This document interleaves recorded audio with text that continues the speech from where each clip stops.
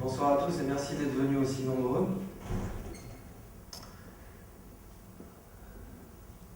Est-ce qu'on peut me donner le projecteur aussi? Ah, parfait. Est-ce que certains d'entre vous reconnaissent ce bâtiment? Non, c'est pas le CERN. Ça a été fait pour ressembler au CERN. Donc c'est déjà une très bonne identification. Ça a été fait pour ressembler au CERN, mais pas que. Je suis là pour parler de ce que je connais. Et ça, c'est un lieu que je connais, c'est dans la Silicon Valley. C'est le nouveau siège d'Apple qui est en train d'être construit. Et ce siège, il représente vraiment l'esprit de notre époque. Ce que j'appelle la nouvelle renaissance, la renaissance 2.0. C'est pas un terme galvaudé, renaissance 2.0 dans le sens, la nouvelle époque de François Ier, de Léonard de Vinci, de Michel-Ange, etc. On entre au XXIe siècle dans une nouvelle renaissance. Tous les indicateurs sont là. De même que la renaissance a été poussée par l'imprimerie et les nouvelles découvertes, notamment la découverte des Amériques, la renaissance dans laquelle on entre au XXIe siècle, elle est portée par Internet, les nouvelles technologies et une nouvelle grande découverte, avec notamment toutes ces personnes qui sont inscrites sur Internet pour aller sur Mars. Et ce siège, Steve Jobs voulait qu'il évoquât le Fruit Bowl of America, la corbeille de fruits de l'Amérique, qui est le nom de la Californie. La Californie était et est encore la corbeille de fruits de l'Amérique, c'est un état agricole. Donc des abricotiers ont été replantés au cœur de ce siège pour rappeler cette ère où toute la Silicon Valley n'était en fait que des vergers. Il n'y avait rien là-bas à part des vergers. Et c'est parce qu'il y avait des vergers, d'ailleurs, que la firme s'appelle Apple, puisque c'est dans un de ces vergers que Steve Jobs a travaillé un été pour collecter des pommes. Alors il ne faut pas oublier, vous savez que quand Apple appelle sa banque pour savoir combien ils ont dans leur compte courant, est-ce que vous savez ce que la banque répond? Alors j'ai combien en fait sur mon compte courant? Je suis à découvert ou pas? J'ai un nom, découvert, non, c'est pas l'ambiance. La banque elle répond quoi? La banque elle répond, votre compte est créditeur du PIB de la Nouvelle-Zélande. Vous avez le PIB d'un pays en liquide. Je ne parle pas de la market cap, je ne parle pas de la valeur dérivée. Non, c'est le cash qui est dans les coffres d'Apple, c'est le PIB de la Nouvelle-Zélande. Ça, c'est fait. Ils peuvent racheter Facebook, Yahoo et une grosse entreprise tech s'ils veulent. En liquide, comme ça, sans crédit. Or, comme vous le savez, Apple, c'est né là. Et c'est né là en 1976. C'est quand même né là tout récemment. Et ce garage, d'ailleurs, est un monument historique classé de la Silicon Valley. Classé. Donc, c'est ça l'économie de la connaissance. C'est la seule économie qui vous permet de passer de ça à ça, en une génération. Et c'est pas anecdotique. C'est pas une exception, ça va devenir la règle de l'économie de la connaissance. Alors pourquoi faire de l'économie de la connaissance déjà? Bien parce que la connaissance, comme la connerie, elle est infinie. Et ça change tout économiquement, parce que les matières premières, c'est pas fini. Le pétrole, le gaz naturel, le strontium, la bauxite, les carcasses de porc, qui sont renouvelables mais qui ne sont pas infinies, là, c'est pas infini. Donc si vous voulez une croissance infinie avec les matières premières, c'est mort, oubliez. Mathématiquement, c'est pas possible. Une croissance infinie avec la connaissance, c'est possible. En fait, dans un certain sens, c'est facile. Alors l'économie de la connaissance, on y est déjà, depuis un certain temps. En 1977, Jimmy Carter dit « Moi, j'aimerais bien que le dollar, au lieu d'être la monnaie du pétrole, de l'aluminium, du gaz naturel, de l'or, de l'argent, du blé, etc. Au lieu que le dollar soit la monnaie des matières premières, ce qu'il est encore aujourd'hui, si vous voulez acheter n'importe quelle matière première aujourd'hui, vous devez la payer en dollars. C'est injuste, mais c'est comme ça. Et j'aimerais que le dollar soit la monnaie de la connaissance. Parce qu'on est le pays le plus innovant, etc. Et donc j'aimerais que le dollar soit la monnaie de la connaissance. Pourquoi? Parce que si le dollar est la monnaie des matières premières, son potentiel est fini, mais si le dollar est la monnaie de la connaissance, son potentiel est infini.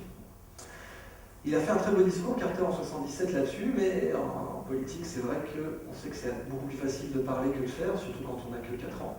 Et ça n'a pas tellement été suivi des faits, mais ça a donné une impulsion à la Silicon Valley. Et à peine 7 ans plus tard, vous avez Steve Jobs ici avec le premier Mac,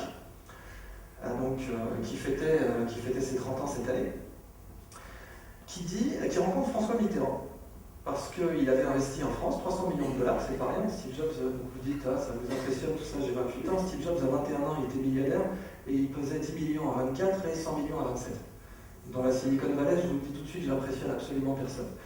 Par opposition, dans la Silicon Valley, on sait aussi quelque chose qui est très important, c'est qu'en fait l'innovation ne vient pas des jeunes, mais elle vient des quinquas, parce qu'il faut avoir du recul pour innover. Et dans la Silicon Valley, vous verrez beaucoup de gens vous dire ça, que sans recul, on n'innove pas. Mais là, ça, c'est une autre histoire. En 84, Steve Jobs rencontre donc François Mitterrand qui lui demande pourquoi on n'a pas de Silicon Valley en France. Alors je vous invite à regarder sur France 2, sur YouTube, une vieille vidéo de France 2 présentée par Christine O'Krent, ça ne rajeunira personne, où Steve Jobs explique clairement pourquoi on n'a pas de Silicon Valley en France, et tout est dit en 2 minutes. Ça vaut tous les rapports possibles qu'on pouvait écrire là-dessus, c'est en 2 minutes, tout a été dit. Mais ce qui est le plus important, c'est qu'il dit surtout, le logiciel, c'est le pétrole des années 80 et 90. Oh mon Dieu, c'est vrai. C'est tellement vrai qu'aujourd'hui, l'homme le plus riche du monde, c'est pas un mania du pétrole, c'est un mania du logiciel. Bill Gates, il n'a jamais touché un baril de pétrole de sa vie. Mais il est plus riche que l'émir du Qatar, l'émir de Brunei, le sultan de Brunei, etc. Et c'est pas que le logiciel qui est le nouveau pétrole, c'est la connaissance en général. Et elle n'est pas le nouveau pétrole, elle a toujours été le pétrole éternel du monde. Toutes les révolutions scientifiques, technologiques, industrielles, politiques sont basées sur la connaissance. Alors on y est encore plus aujourd'hui, parce que Barack Obama, dans sa première administration, a nommé ministre de l'énergie, non pas un vieux briscard du pétrole comme on le faisait d'habitude, le secrétariat à l'énergie était réservé à quelqu'un qui s'y connaissait en pétrole, il l'offre à quelqu'un qui s'y connaît en connaissance, un geek, un prix Nobel de physique qui n'y connaît rien en pétrole du tout, et qui s'appelle Stephen Chu, et il lui confie le secrétariat à l'énergie, qui a vraiment un poste stratégique, et à l'époque tout le monde analyse ça comme un tournant décisif vers l'économie de la connaissance. Une autre preuve du fait qu'on est rentré dans l'économie de la connaissance, c'est bien sûr la Corée du Sud. La Corée du Sud a testé un ministère de l'économie de la connaissance, entier, régalien, autonome. Et la Corée du Sud, ils exportent plus que la Russie. Les exports bruts de la Corée du Sud, c'est supérieur à la Russie. Alors vous avez un pays qui est grand comme à peu près la moitié de l'Auvergne, quand j'exagère, mais c'est grand comme l'Auvergne, on va dire. Et qui exportent plus que la Russie. Ils ont 171 fois moins de territoire que la Russie et 4 fois moins d'habitants. Mais ils exportent plus. Qu'est-ce qu'ils exportent? De l'électronique, de la robotique, etc. L'économie de la Corée du Sud, c'est la manifestation totale et absolue de l'économie de la connaissance. Toute leur croissance économique est basée dessus. Et elle est exponentielle, comme vous le savez, depuis la fin de la guerre de Corée.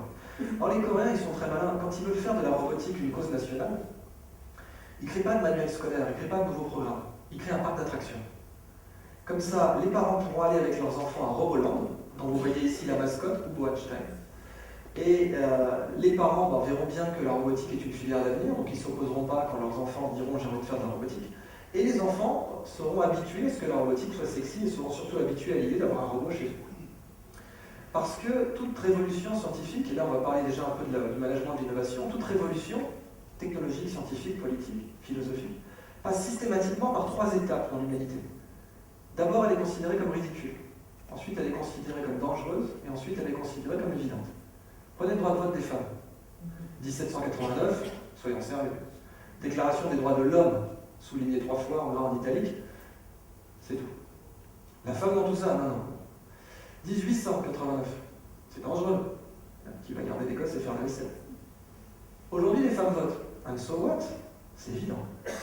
Ridicule, dangereux, évident. Dans la Silicon Valley, on vous dit que si vous n'avez pas été traité de fou, vous n'avez pas innové. Si une idée n'est pas considérée comme ridicule à un moment, elle n'est pas innovante. Alors évidemment, toutes les idées ridicules ne sont pas innovantes, mais toutes les idées profondément innovantes doivent avoir été considérées comme ridicules.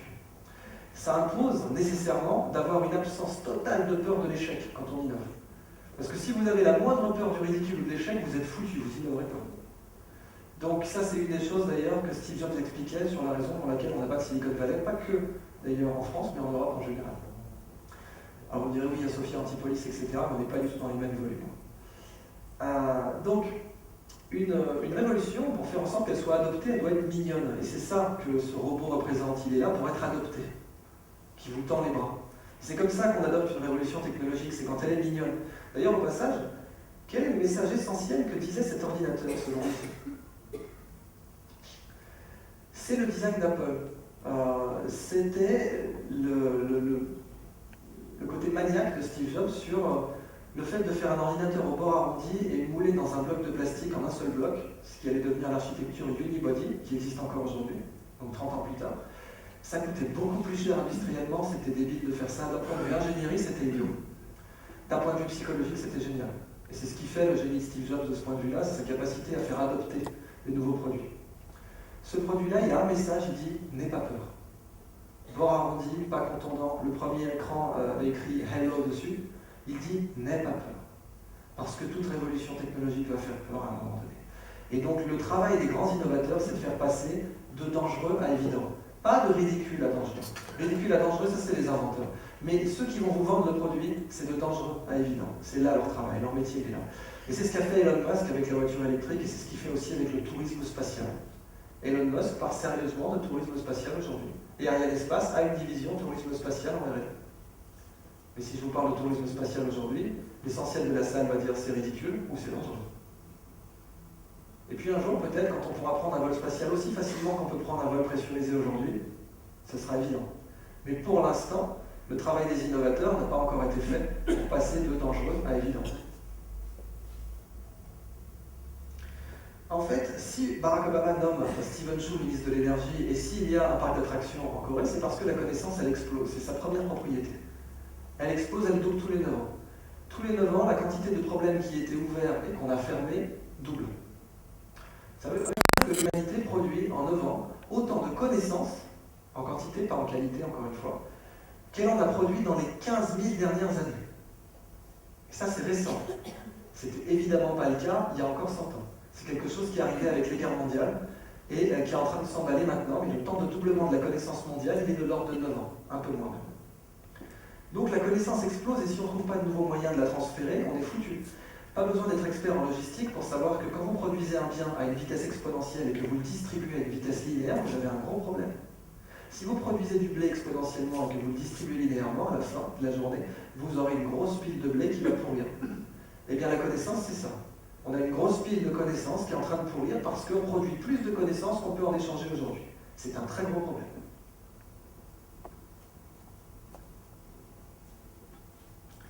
Ce monsieur démontre une autre propriété fondamentale de la connaissance.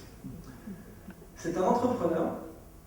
Il a créé un des 5 sites les plus visités du monde et vous n'avez absolument pas à rougir d'y aller tous les jours. À votre avis, de quel site il s'agit ?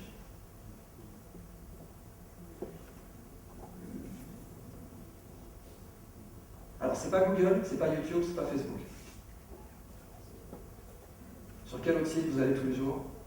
Wikipédia. Wikipédia, absolument. Vous avez devant vous Jimmy Wales, le fondateur de Wikipédia. Vous le reconnaîtrez peut-être mieux comme ça. Là, il a l'air plus digne quand même. Jimmy Wales était un entrepreneur du porno. Un vrai. Avec tout ce qu'il faut. Donc là, vous le voyez avec 2 professionnels. Alors, il faut que j'explique. Des fois, j'ai des élèves qui sont là. « je la reconnais, elle !» Moi, je suis obligé d'enchaîner après. Mais... Et donc, voilà, il est la quarantaine, hyper tendu, parce que c'est quand même un métier usant. Et bon, il se dit, voilà, j'aimerais faire autre chose. J'ai réalisé mon rêve d'ado, j'ai mon propre site porno, c'est super, mais j'aimerais faire autre chose maintenant. Et là, il y a un truc qui ne peut arriver qu'en Californie. Je fais du porno, j'aimerais faire autre chose, faisons des encyclopédies. Parce que quand même, oui, l'idée qu'un type qui a fait un site de divertissement pour adultes aille entrer en compétition avec l'Encyclopédia Universalis, c'est pas gagné. Et il crée une encyclopédie qui s'appelle Nupedia, qui est basée sur un modèle ancien, c'est-à-dire on paye des experts pour écrire des articles. Voilà, j'ai de l'argent, je les paye. À côté, il y a un autre type qui fait ça, mais lui, il a argent infini, c'est Bill Gates. Et Bill Gates, il fait une autre encyclopédie que personne n'utilise, qui s'appelle Encarta. Et Jimmy Wales, au bout d'un moment, il a très peu d'articles et il a dépensé tout son argent. Parce que les prix Nobel, déjà, ne sont pas tellement intéressés d'avoir comme commanditaire un ancien entrepreneur du porno, et donc ça n'avance pas, son encyclopédie. Bill Gates, ça avance, mais lentement, quoi. Et là, il y a un ami qui lui dit, écoute, il y a une nouvelle techno, ça s'appelle le wiki, ce sont des pages collaboratives, tout le monde peut les éditer, ce que tu devrais faire, c'est ouvrir les pages à tout le monde, et après, tes prix Nobel reliront. Alors lui, il n'a pas le choix, il n'a plus d'argent, donc il fait ça. On innove quand on n'a plus d'argent, quand on a de l'argent, on n'innove pas. C'est assez bizarre de penser ça, mais l'argent, ça rend bête. Et quand on a trop d'argent, on n'a plus besoin d'innover, on ne fait plus d'efforts mentaux. Et toutes les grandes compagnies de la Silicon Valley, elles ont failli mourir. En particulier Google, qui a tué AOL, alors que AOL c'était 1 milliard de dollars en cash, et Google c'était 2 types dans un garage, avec à peine 100 000 dollars de site capital pour commencer. Mais eux étaient obligés d'être innovants. C'est ce qu'on appelle l'antifragilité, l'inverse de la fragilité. C'est-à-dire, imaginez un verre je le jette, et en fait, le choc sur le sol le rend encore plus puissant, encore plus balèze, encore plus beau. L'antifragilité, c'est un concept des sociétés de la Silicon Valley. Elles sont antifragiles. Les chocs, la pression, et en particulier le fait d'avoir très peu de fonds propres parfois, les rend innovantes. C'est pour ça qu'on dit qu'Apple, ça peut lui poser un problème d'avoir autant de cash. C'est pas moi qui le dis, c'est Johnny Ive chez Apple. Alors, pour en revenir à Jimmy Wales, les gens lui disent, mais attends, t'es fou si tu laisses Madame Michu éditer la page physique quantique, et Madame Michu n'a aucune raison d'éditer la page physique quantique, elle n'est pas bête, elle ne va pas le faire, de toute façon. Par contre, en 6 mois, il a plus de 50 000 pages, alors qu'avec le prix Nobel, il y en avait à peine une soixantaine, 70. Donc là, il dit au prix Nobel, barrez-vous, je fais une encyclopédie collaborative en ligne, qui passe par les 3 étapes, ridicule, dangereux, évident. Aujourd'hui, Wikipédia est plus fiable sur les articles scientifiques que l'encyclopédia britannique. Oui, parce qu'aucune encyclopédie vous dit, quand vous me lisez, enlevez votre cerveau, j'ai raison. L'encyclopédia Britannica des années 60-50 vous disait que les Noirs avaient un potentiel intellectuel inférieur aux Blancs. Donc toute encyclopédie a eu des erreurs. Ne vous inquiétez pas, c'est valable pour Diderot et d'Alembert, c'est valable pour la Britannica, l'universaliste, c'est aussi valable pour Wikipédia.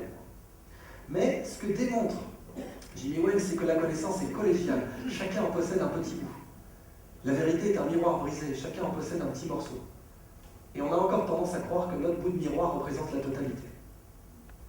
Mais si on abandonne ça, qui est une manifestation de l'ego, or l'ego est le premier destructeur de valeur dans une entreprise, ça c'est quelque chose, je pense en tant qu'entrepreneur, vous devez le savoir, l'ego est le destructeur de valeur numéro 1 dans une boîte.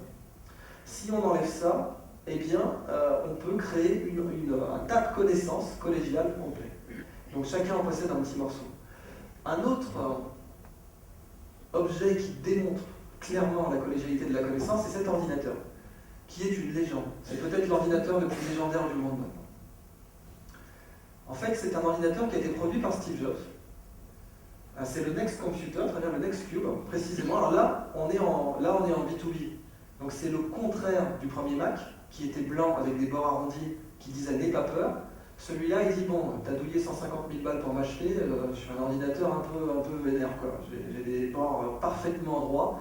Donc il avait débauché les mêmes ingénieurs à qui il avait demandé 10 ans plus tôt « je veux des bords arrondis, ça va coûter 150 000 $ de plus à l'usine ». Là, je veux des bords parfaitement droits, parfaitement cubiques, et je veux qu'ils soient noirs. Et les élèves de refroidissement étaient tellement élégantes que PlayStation les a copiés. Histoire vraie. Alors que c'était 10 ans plus tôt. PlayStation 2, pardon. Ce Next Computer, c'était le meilleur ordinateur du monde grand public. Enfin, grand public, mais réservé quand même au marché un peu pro. Et en fait, il a une étiquette ici qui dit quelque chose. Il dit « Je suis un serveur, ne m'éteignez pas ». Cet ordinateur, c'est le premier serveur du World Wide Web. Donc un ordinateur conçu par Steve Jobs, c'est aussi ce qui fait qu'il est légendaire, mais c'est le premier à avoir été un serveur du web. Alors le web, d'où ça vient? Le web, ça vient justement du cerveau, qu'on évoquait tout à l'heure. Et donc, la connaissance, elle est répartie, de même que dans le CERN, entre plusieurs pays, plusieurs langues, etc. Et au CERN, on avait un problème, c'est qu'on avait des scientifiques qui parlaient plusieurs langues physiquement et plusieurs langues intellectuellement. Physique quantique, astrophysique, etc. Et on a un ingénieur qui se dit au CERN, eh bien, je vais créer un réseau, comme ça ils pourront s'échanger des paquets de messages entre eux, les professeurs, et puis ça leur permettra de mieux communiquer. Très bien, bon, on le laisse s'amuser, c'est un ingénieur. Au CERN, il y a des professeurs, des docteurs, l'ingénieur, c'est le niveau 0 de l'écosystème, c'est vers de terre, c'est sous l'effet mort. Donc on lui donne un bureau sans fenêtre, et puis on le laisse s'amuser un peu avec son truc, ça ne coûte pas beaucoup d'argent. Et il crée ce réseau qui est tout de suite très populaire auprès des chercheurs, des académiques, très très bien, on le félicite. On ne le promeut pas, mais on le félicite. Et lui, il a l'idée, parce qu'il est ingénieur, il est que ingénieur, entre guillemets, au CERN, que ça va marcher pour tout le monde, que si ça marche pour les professeurs, ça va marcher pour tout le monde. Et ça, c'est l'idée de génie. Parce que là, tout le monde lui dit, mais non, attends. Exactement comme pour le premier PC d'ailleurs, personal computer, c'était un oxymore. Pour n'importe quel ingénieur, c'est un oxymore. Computer, c'est pour les ingés, c'est pas pour monsieur tout le monde. L'idée d'avoir un ordinateur dans chaque foyer américain, elle est passée précisément par les 3 étapes. Ridicule, dangereux et évidente. Aujourd'hui, elle est évidente, mais je peux vous assurer qu'à l'époque, milieu des années 70, 75 et même jusqu'à 80, elle était ridicule. Et c'est bien pour ça qu'IBM a été très tardif à investir dans le PC. Donc, là, récemment. Ils ont revendu leur branche PC à Lenovo. Alors, Tim Berners-Lee, c'est son nom, dit ça peut être utilisé pour tout le monde, et ça a été le cas, et Internet est devenu adopté par tout le monde, par le World Wide Web en tout cas. Alors la connaissance, elle est donc collégiale, et la conclusion qu'on doit en tirer, c'est que si nous n'apprenons pas en groupe, nous n'apprendrons plus du tout. J'aimerais que, à l'époque de mes enfants, mes petits-enfants, j'espère de mes enfants, on ne parle plus quand ils chercheront expert dans le dictionnaire, alors, ils ne diront pas dans le dictionnaire déjà, mais quand ils chercheront expert, ça dise groupe, pas individu, groupe. Parce que de plus en plus aujourd'hui, l'avenir appartient aux groupes qui travaillent bien ensemble. L'économie de la connaissance, autrement, elle est assez simple. Et pourtant, elle est complètement révolutionnaire. Je sais que le mot est galvaudé, mais elle est aussi différente de l'économie classique que la physique quantique l'est de la physique classique. Règle numéro 1, les échanges sont à somme positive. Qu'est-ce que ça veut dire? Ça veut dire que si je vous donne 20 €, ils ne sont plus à moi. Mais si je vous donne de la connaissance, elle est encore à moi. Là, je vous donne de la connaissance, elle m'appartiendra toujours à la fin de la transaction. Quand je sortirai de cette salle, je ne serai pas plus bête qu'avant. Enfin, j'espère. Si la connaissance était un bien matériel, à chaque fois que je donnerai une conférence, je serai un peu plus con qu'avant. Et comme j'en ai donné beaucoup, je peux vous assurer que là, je n'arriverai même pas à monter les escaliers. Les échanges sont à somme positive, c'est ça que ça veut dire. Quand on partage une pizza, on la divise, mais quand on partage une connaissance, on la multiplie. Règle numéro 2, les échanges ne sont pas instantanés. Je peux vous donner 20 € ou 20 millions d'euros, c'est une signature sur un chèque. C'est complètement scalable. Le transfert de propriété, il est instantané. C'est une signature, un acte. C'est bien pour ça qu'il y a du trading haute fréquence. Trading haute fréquence, c'est une conséquence directe du fait que le transfert de propriété est instantané. Le transfert de connaissances, il n'est pas du tout instantané. Cette conférence, elle prend du temps. Je ne peux pas vous donner la chromodynamique quantique en 30 minutes. Donc les échanges de connaissances, contrairement aux échanges de propriété, ils prennent du temps. Ça, c'est une règle qui change absolument tout dans l'économie de la connaissance. Règle numéro 3, les échanges de connaissances ne sont pas linéaires. Qu'est-ce que ça veut dire? Ça veut dire que là où mettre un kilo de riz et un autre kilo de riz ensemble, ça fait 2 kilos de riz, mettre une connaissance et une autre connaissance ensemble, ça crée une troisième connaissance. Donc dans l'économie de la connaissance, 1 et 1 font 3, littéralement. Parce que rassembler deux connaissances, ça en crée une troisième. Qu'on appelle la sérendipité, découverte fortuite, et qui représente la fécondité de la connaissance, le fait qu'elle est prolifique, qu'elle explose. Ça peut aussi se représenter par cette petite équation qui est en fait très très simple, qui dit savoir A et B ensemble, c'est plus que savoir A et savoir B tout seul. Équation très simple avec des conséquences inimaginables. Si vous remplacez K, savoir, knowledge, par P, propriété, ça ne marche pas. Propriété de A et de B ensemble, c'est égal à propriété de A et propriété de B.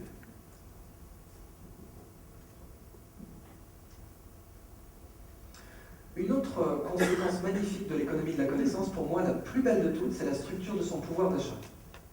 Le pouvoir d'achat dans l'économie de la connaissance, sa forme. Là, on est en train de réaliser une transaction dans l'économie de la connaissance. Je suis en train de vous donner de la connaissance là tout de suite, et vous me donnez quelque chose en échange là tout de suite aussi. Qu'est-ce que vous me donnez là? Vous me donnez deux choses extraordinairement précieuses. Quoi? De l'attention, très bien. Et quoi d'autre? Du temps. Le pouvoir d'achat de l'économie de la connaissance, c'est l'attention multipliée par le temps. C'est ce que dit cette équation. Le flux de connaissances est proportionnel à l'attention multipliée par le temps. C'est une équation très simple et très élégante qui a des implications sociales, économiques, même philosophiques gigantesques. Absolument gigantesques. Alors d'abord, vérifions que c'est un peu le cas. Si vous me donnez 1 heure de votre temps, mais que pendant toute l'heure vous ne me donnez pas votre attention, que pendant toute l'heure vous êtes en mode musique d'ascenseur dans votre tête, a priori, l'échange de connaissances ne va pas être très bon. Et Dieu sait que ça arrive. Si vous me donnez toute votre attention pendant 1 seconde et demie, l'échange de connaissances ne va pas être très grand non plus. On voit bien que c'est un produit. C'est l'attention multipliée par le temps qui détermine le pouvoir d'achat dans l'économie de la connaissance. Mais quelles conséquences ça a déjà? Ça veut dire que c'est une économie où le pouvoir d'achat ne dépend que de vous. Parce que l'attention et le temps, ça ne dépend que de vous. Dans l'économie de la propriété, ce n'est pas le cas. Vous ne pouvez pas rentrer chez un concessionnaire Maserati et vous dire aujourd'hui, je me suis dit que j'aurais le pouvoir d'achat d'une Maserati. Ça, vous ne pouvez pas. Dans la connaissance, vous pouvez dire aujourd'hui, j'ai décidé que j'aurais le pouvoir d'achat de telle ou telle connaissance. C'est en heures et en attention. Donc une connaissance coûte 50, 500, 5000 heures. et un certain nombre d'attentions, qui en est le levier. Donc l'économie de la connaissance, c'est une économie où tout le monde naît avec du pouvoir d'achat. À supposer un accès égal, ce qui est là une supposition économique, c'est pas exactement vérifié, mais Internet est en train de le permettre, en supposant un accès égal, le petit somalien, il est né avec de l'attention et du temps. Tout le monde est né avec de l'attention et du temps à dépenser. Donc le petit somalien n'est pas avec 1000 $ en poche, mais il est avec de l'attention et du temps à dépenser dans l'économie de la connaissance. Donc c'est une économie où tout le monde a du pouvoir d'achat à la naissance. C'est une économie où le chômeur a plus de pouvoir d'achat que le salarié. C'est une économie où le prisonnier de droit commun, en supposant un accès égal encore une fois, ce qui n'est pas tout à fait le cas, a plus de pouvoir d'achat que l'homme libre. Et surtout, pour moi, la conséquence la plus splendide, c'est dans quelles circonstances vous maximisez votre pouvoir d'achat dans l'économie de la connaissance. Dans quelles circonstances vous allez donner toute votre attention et tout votre temps. Alors là, vous m'avez dit là, c'est très flatteur, vous allez voir pourquoi. Dans quelles circonstances vous donnez toute votre attention et tout votre temps à quelque chose ou à quelqu'un? L'amour. Quand vous êtes amoureux de quelqu'un, vous lui donnez toute votre attention et tout votre temps. Vos enfants, vous leur donnez de l'attention et du temps sans compter. Quand vous êtes passionné, vous donnez toute votre attention et tout votre temps à un sujet. Donc le fait que vous m'ayez dit, là, je suis en train de maximiser l'attention et le temps, c'est très gentil, vous auriez une rose dans les dents, ça n'aurait pas pu être plus explicite. Mais l'économie de la connaissance est la seule économie qui maximise littéralement le pouvoir d'achat des amoureux.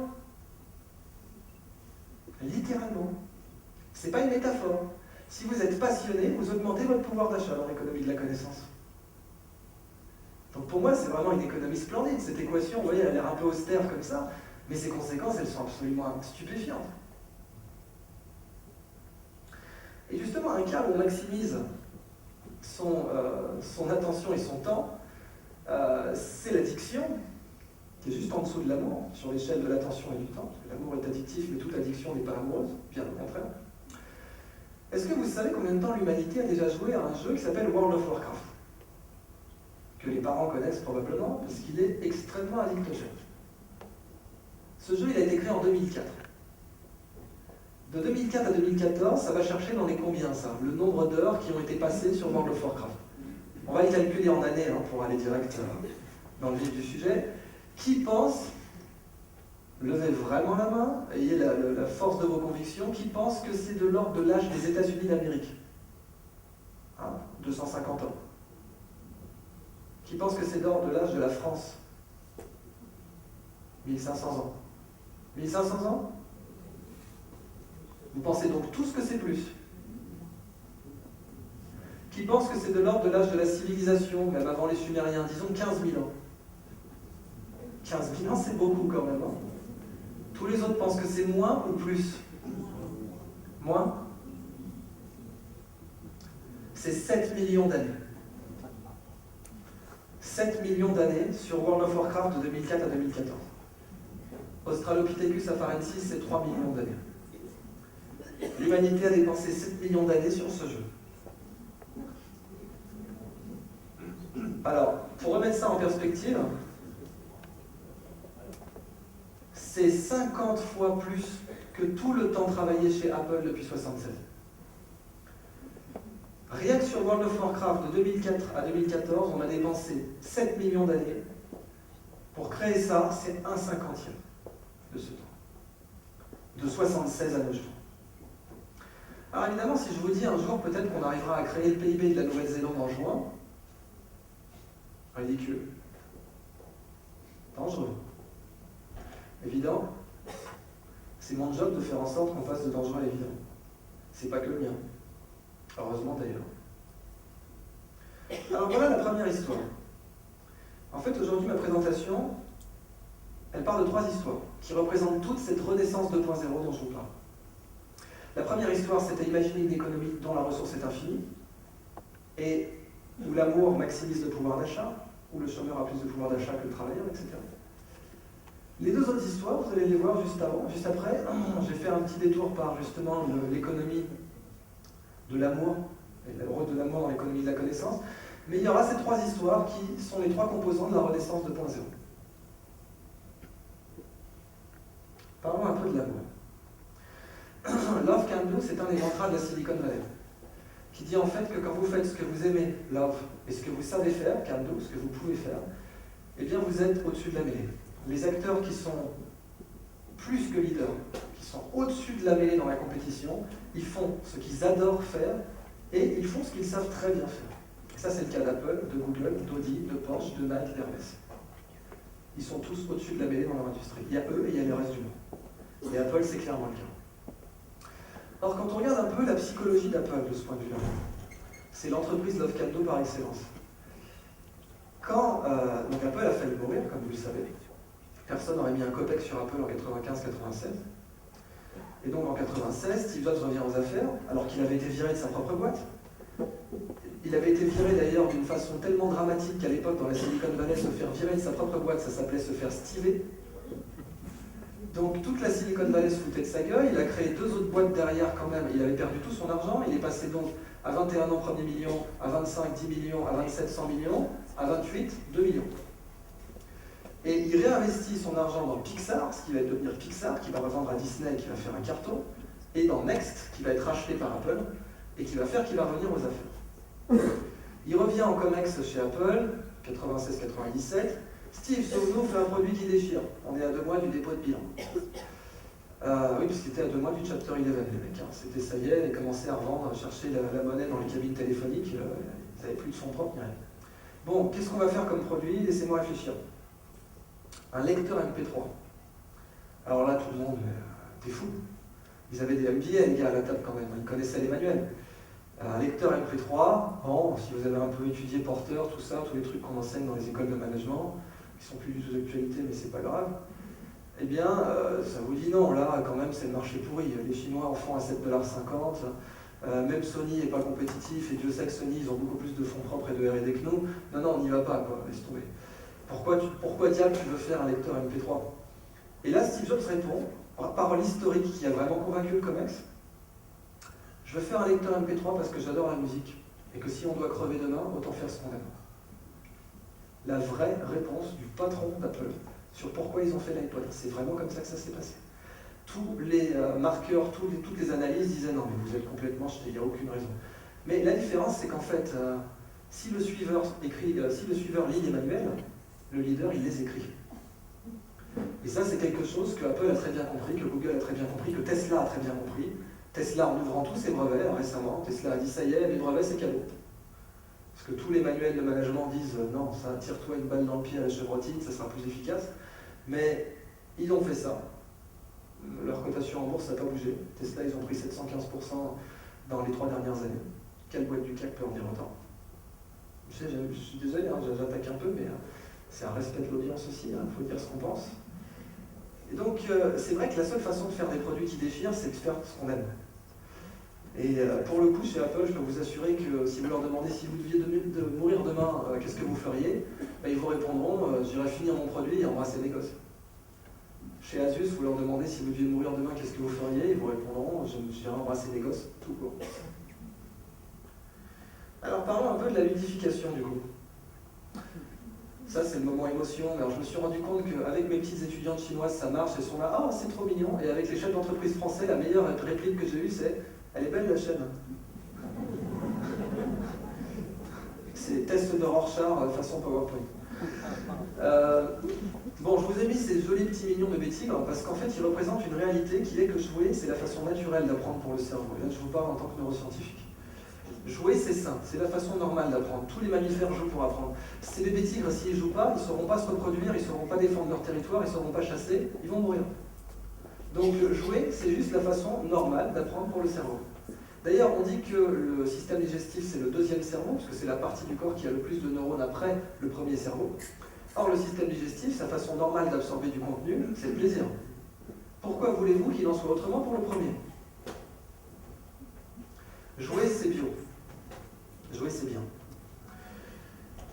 On va s'en donner quelques exemples ici. Alors déjà, le jeu, c'est la fibre optique du transfert de connaissances. Alors Angry Birds, je vous l'accorde, ça ne vous apprend pas beaucoup de choses. Par contre, on y joue 300 millions d'heures par jour, essentiellement en provenance de l'Asie. À tel point qu'il y a maintenant des cures de désintoxication d'Angry Birds et de Candy Crush. Mais voilà déjà un autre jeu qui est plus intéressant. Je vous ai dit que peut-être un jour on pourrait produire le PIB de la Nouvelle-Zélande en jouant. Vous vous rappelez? Puis là, on est clairement dans le ridicule. Voilà un jeu qui s'appelle Fold It, on s'amuse à reployer une protéine. Alors vous allez dire, stop, c'est pas un jeu. Bon. Le sudoku non plus sur le papier, c'est pas un jeu. Remplir des colonnes de chiffres, je suis pas comptable, laisse-moi tranquille. Mais en fait, vous n'avez pas besoin de vous y connaître en biochimie pour y jouer. C'est un jeu, c'est une sorte de casse-tête, c'est un Tetris en 3D, quoi. Et en fait, c'est un jeu qui a été créé par le laboratoire de biochimie dans l'État de Washington, parce que le regroupement des protéines, c'est un problème très difficile que les ordinateurs ne peuvent pas résoudre. Je ne rentre pas dans les détails, mais des problèmes comme ça que les ordinateurs ne peuvent pas résoudre, et que l'être humain résout très bien. Et le regroupement des protéines, c'est l'un d'eux. Donc quand les humains le font, on trouve des solutions. Or, trouver une nouvelle forme de protéine, pour une compagnie pharmaceutique, sur certaines protéines, comme celle-là, ça coûte entre 100 millions et 1 milliard. Le ticket d'entrée pour trouver la forme d'une protéine transmembranaire virale, entre 100 millions et 1 milliard. Voilà. Ça, c'est fait. Alors, dans le labo, ils ont créé ce jeu pour ludifier leur travail de tous les jours. Et là, même coup de génie que pour Tim Berners-Lee, le World Wide Web, on a un ingénieur du labo qui dit « Attendez, si ça marche pour vous, ça marche pour tout le monde. » Et évidemment, le chef du labo lui dit « Mais non, t'es fou, c'est des protéines, de quoi tu parles ?» Bon, il file ça à sa grand-mère à l'hôpital, sa grand-mère elle y joue, elle trouve ça génial. Ça la divertit, elle trouve des conformations protéiques nouvelles. En fait, on l'a ouvert à tous ce jeu et on a trouvé 7 nouvelles conformations protéiques. Alors là, je vous parle, c'est des chiffres qui datent un peu, je pense qu'on en a trouvé 15 aujourd'hui, il faut que je vérifie mes chiffres, mais dans ces eaux-là, disons 7, pour être tout à fait sûr, ça c'est mes chiffres de 2009-2010, 7.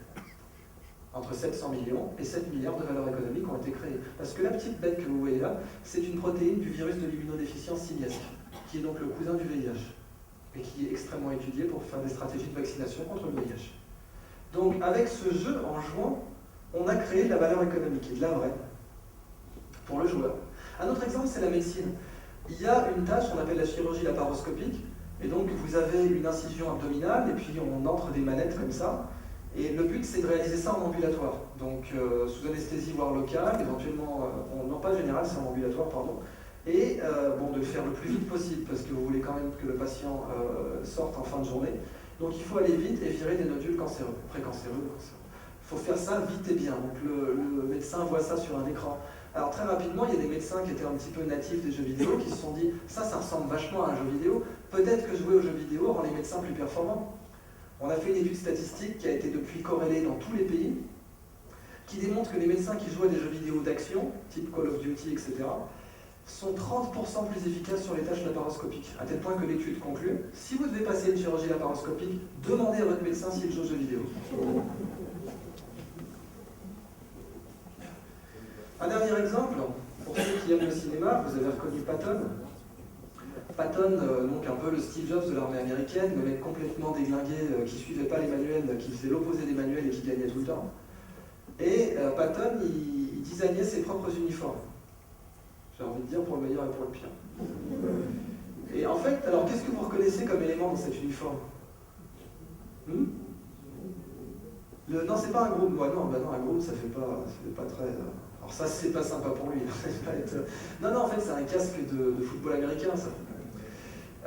C'est un casque de football américain parce que le football américain en fait, a été largement adopté par l'armée américaine, pas seulement pour former l'esprit d'équipe, tout ça, pour enseigner la stratégie aux cadets de West Point. Le football américain est éminemment stratégique comme jeu. Et donc tous les cadets de West Point partageaient une culture commune sur le football américain, à tel point que quand les Allemands ont infiltré les lignes américaines à la bataille des Ardennes, un des moyens de détecter les espions allemands, c'était de leur poser des questions sur le football américain. Et le football américain, donc, ça fait partie intégrante de la culture militaire américaine, à tel point aussi qu'en fait, le général Norman Schwarzkopf, que vous voyez ici avec Colin Powell, pendant l'opération Tempête du désert, a briefé toutes ses équipes en leur disant « Les gars, on va faire un Ave Maria ». Et alors là, ça ne vous parle pas une seule seconde, parce qu'il n'y a pas de fans de football américain dans cette salle, je sens. Le Ave Maria, c'est un truc que personne connaît en dehors du football américain, et que tout le monde connaît dans le football américain. C'est une stratégie, en fait c'est le plan Schlieffen, quoi, grosso modo. C'est le contournement de la ligne Maginot par les Ardennes, par la Belgique. Donc contourner l'ennemi en allant vite. C'est une stratégie de football américain très connue. Le gars briefe toutes ses troupes en disant ça. Et là, du général au soldat première classe, ils ont tous compris de quoi il s'agit. Vous imaginez l'importance tactique, stratégique, opérationnelle de pouvoir briefer tout le monde en un coup avec une seule phrase? Est-ce que tout le monde partage une culture commune? Alors vous me direz, ok, ça c'est un exemple anecdotique de l'importance du jeu. Alors je vais vous montrer un exemple pas du tout anecdotique, toujours pour les cinéphiles. Le jour le plus long. Alors là c'est Eric Marx, enfin l'acteur qui le joue dans le film, et lui déjà sa journée commence mal parce que son anniversaire tombe le 6 juin. Là le type il aurait mieux fait de rester couché. Et Eric Marx, très très bon général allemand, comme tous les généraux allemands du mur de l'Atlantique, il s'emmerdait sec, parce que tout le monde attendait le débarquement, mais il n'arrivait pas, il a toujours été retardé, et eux devaient rester en alerte.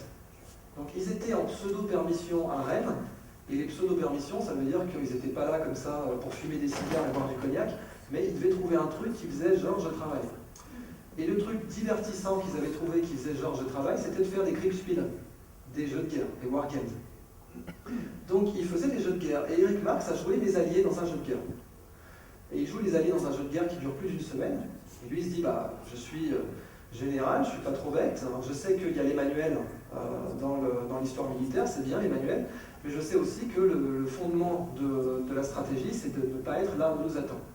Donc moi je suis les alliés, je débarque en Normandie, par marée basse et à la pleine lune. Les 3 trucs qu'il ne faut pas faire dans tous les manuels. Et donc il dit ça à la fin du jeu, voilà, moi si je suis les alliés, c'est là que je le trouve. D'ailleurs il a même gagné le Kriegspiel, donc dans son Kriegspiel, les alliés gagnent. Et bon, ils doivent débriefer quand même les gars, donc ils appellent Berlin. Vous avez Eric Marx qui envoie un email à Hitler et qui lui dit, voilà, moi j'ai joué les alliés, bon, bah, dans le Kriegspiel c'est clair, il faut débarquer en Normandie à pleine lune, à marée basse. Ça vous donne le lieu et la date ça quand même, hein, mine de rien.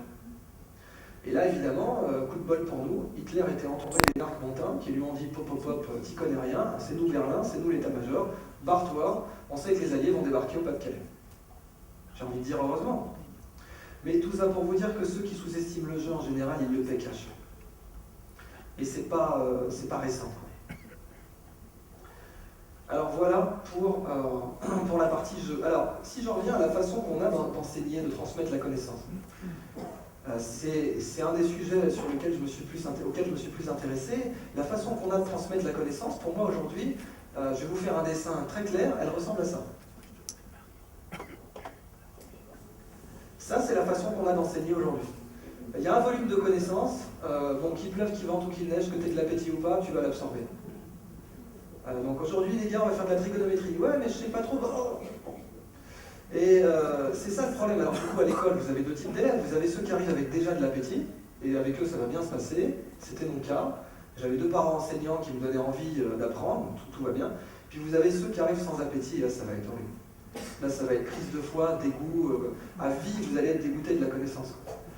Et ça, c'était bien mignon à l'époque de la révolution industrielle, mais aujourd'hui, c'est plus comme ça qu'il faut apprendre.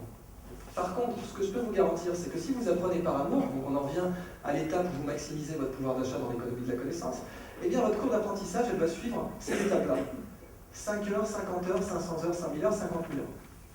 Si vous apprenez de vous-même, parce que vous êtes tombé amoureux d'une connaissance, et seulement à cette condition, ça ne marche pas à l'école, cette cour d'apprentissage, et on voit bien qu'elle ne marche pas à l'école, vous allez voir pourquoi. À 5 heures, vous entrez dans n'importe quelle connaissance. La pâtisserie, la physique quantique, le jujitsu, le macramé, la politique, 5 heures.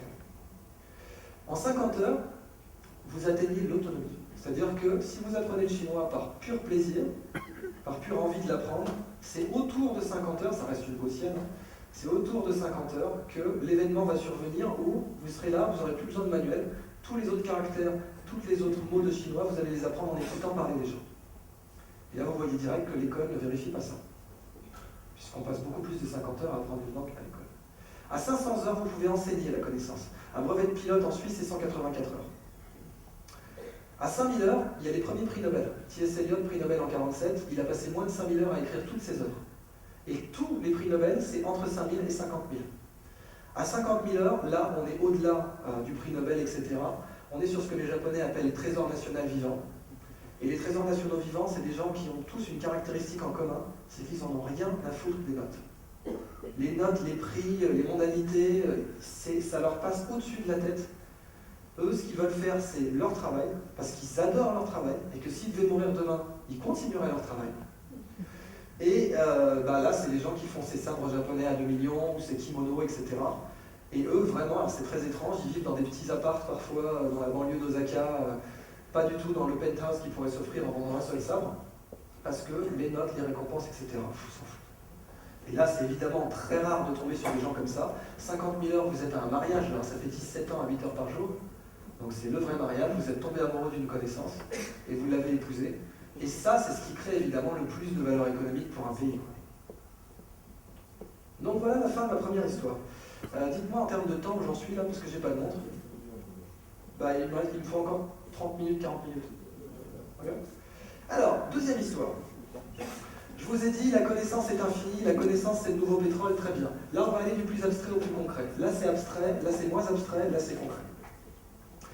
Deuxième histoire. Imaginez qu'on ait vécu dans une pièce pendant des générations, donc là, c'est un peu une parabole, un peu comme le mythe de la caverne, quoi. Imaginez qu'on ait vécu dans une pièce pendant des générations. Sur cette pièce, il y avait des étagères et des trucs qui brûlaient super bien. Alors, on les prenait sur les étagères, on les balançait au feu pour se chauffer l'hiver. Et imaginez qu'un beau matin, on soit réveillé en se disant « Eh mais attendez, c'est une bibliothèque cette pièce. Et les trucs qu'on a mis au feu, là, c'est des livres. » Donc là, on sort les bouquins du feu, on tape dessus pour éteindre les flammes, on ouvre, on voit qu'il y a des tas de trucs intéressants, des diagrammes, des brevets, des procédés industriels, des procédés politiques, tout ce qu'on veut. Et on se dit « Merde, on a cramé la moitié de la bibliothèque. » La bibliothèque dont je parle, c'est quoi ?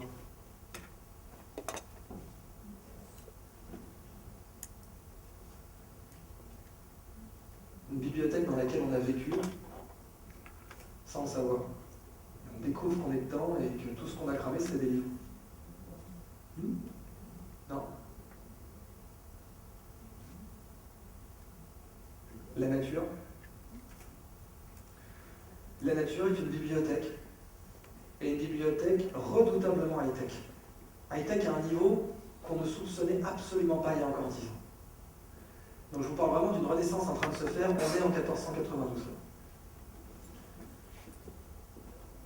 À votre avis, ça, qu'est-ce que c'est ?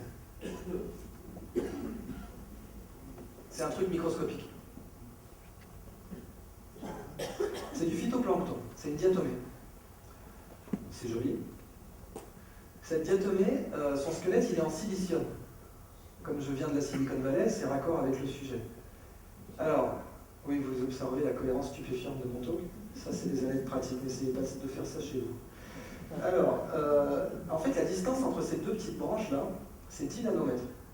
Donc, je vous ai mis à l'échelle Intel. Intel, ils font ça. Ça, c'est quand Intel, donc la meilleure entreprise de semi-conducteurs au monde, fait des puces électroniques, ça ressemble à ça. Quand la nature fait une puce électronique, ça ressemble à ça. Qui est le plus high-tech ? Et c'est littéral ce que je vous dis, parce que là on est à 32 nanomètres, donc en fait c'est même pas à l'échelle, ça c'est plus gros, encore, par rapport à ce qu'on a vu là-haut. Le passage de 32 à 22 pour Intel, le ticket d'entrée, c'est une immobilisation de trésorerie qui peut monter jusqu'à 10 milliards si les choses vont mal. 10 milliards en dollars.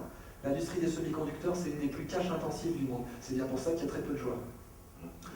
Et donc pour Intel, ok, alors aujourd'hui Intel fait ça. Intel est en train de sortir les processeurs à 14 nanomètres, qui sont les Core M, qui sont en train de sortir sur les Lenovo Yoga Pro. Ils sortent avec du retard, ils ne sont pas parfaits, c'est pour ça qu'Apple ne les a pas encore adoptés. Ça coûte extrêmement cher à fabriquer, les usines sont extrêmement polluantes et il faut évidemment une salle blanche parce que le moindre cheveu qui tombe là-dessus, c'est une catastrophe. C'est l'Himalaya qui vient de tomber sur votre tiramisu. Alors que cette petite bête, elle le fait dans l'eau de mer, sans armes ni haine ni violence. Elle ne pollue pas. Dans une goutte d'eau de mer, vous avez des puces électroniques qui flottent. C'est pas une métaphore, c'est la réalité objective matérielle. Donc la nature est high-tech. Et high-tech pour de vrai. Et pourquoi ? Parce qu'il viendrait à l'idée de personne de cramer les labos de R&D d'Apple et de Google. Apple, ils font de la R&D depuis 30 ans. Google, ils font de la R&D depuis 15 ans. La nature, elle fait de la R&D depuis 3,8 milliards d'années. C'est tout. C'est pour ça qu'elle a toutes ces solutions. 3,8 milliards d'années de R&D massivement parallèles pour répondre à des problématiques extrêmement fines d'optimisation énergétique, de résistance de matériaux, etc. etc. Donc le biomimétisme, ou biomimétique quand on en parle en ingénierie, c'est la science qui dit la nature est une bibliothèque, lisez-la au lieu de la brûler. Parce que pour l'instant, ça a de la valeur. C'est du pétrole, ça a un prix très bien. Ça, c'est un œuf de casoar. On va dire, je l'ai mis là juste parce que c'est joli et que c'est vert.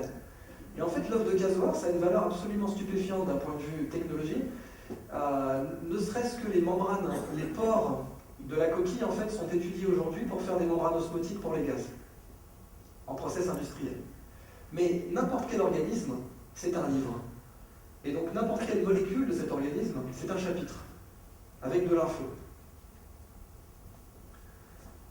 Par exemple, ce petit champignon-là. Bon, si demain vous êtes député, vous recevez sur votre bureau, il faut préserver le petit champignon des bois, machin, honnêtement, ça passe en dessous de la pile. Le premier, je vous le dis, on a d'autres choses à faire, et là, ce petit champignon, je ne vois pas forcément l'intérêt prioritaire de le préserver, tout ça. Ce petit champignon, il est super intelligent, on l'appelle l'Internet de la forêt, parce qu'il connecte les arbres entre eux. Donc en fait, ce qu'il fait, c'est le mycélium. Ce qu'il fait, c'est qu'il connecte un arbre, et puis il prend les nutriments, les déchets de tel arbre, il les donne à tel autre arbre sous forme de nutriments, et il se sert au passage. Donc il a un business model qui marche assez bien. Et ce champignon, il peut connecter jusqu'à 10 millions d'arbres. Alors, je ne sais pas si vous avez entendu parler du problème du voyageur de commerce. C'est un problème mathématiquement très compliqué, qui en fait est très simple à expliquer, mais très dur à résoudre, qui est, vous êtes VRP, vous avez 100 villes à livrer, quelle est la tournée la plus courte? Et en fait, calculer la tournée la plus courte, il n'y a pas d'autre moyen que de faire tous les essais possibles. Et sur 100 villes, il y a factoriel de 100 essais, ça fait à peu près 10 puissance 52, 1 et 52 zéros derrière. Il vous faut tous les ordinateurs de la Terre, 10 fois l'âge de l'univers pour faire ce calcul. Ce champignon, il ne le fait pas pour 100 villes, mais il le fait pour 10 millions de villes, les arbres. On ne sait absolument pas comment il fait. Alors on regarde un peu quand même, on peut l'utiliser. Il y a un chercheur à Oxford qui l'a mis sur une carte du Royaume-Uni. Alors il dépose le champignon à Londres, et puis il dépose ensuite des flocons d'avoine dont le champignon se nourrit sur les grandes villes. Et puis 48 heures plus tard, il revient, et puis il a la carte du réseau ferré britannique, meilleure que le réseau existant. Alors vous êtes par exemple Air Liquide, et vous avez l'Amérique du Nord. Vous prenez le petit champignon, vous le mettez sur une carte d'Amérique du Nord, vous placez le champignon sur votre centre de dispatch, vous mettez des flocons d'avoine sur tous les lieux à livrer. Là, c'est une carte de la taille d'un hangar d'avion, ça vous prendra 2 semaines. Vous faites une photo de ce que le champignon a calculé, vous l'envoyez à vos logisticiens qui vous disent « On vient de gagner 800 millions par an, en dollars. » Donc ce petit champignon, méfiez-vous du champignon qui dort, j'ai envie de dire. Ça, à votre avis, c'est quoi? C'est microscopique. C'est une partie d'un animal zoomé. J'ai cru entendre la bonne réponse. Ah non, pas les plumes. Ça pourrait, mais non. Pas loin, c'est presque des écailles. C'est un poisson qui n'a pas d'écailles.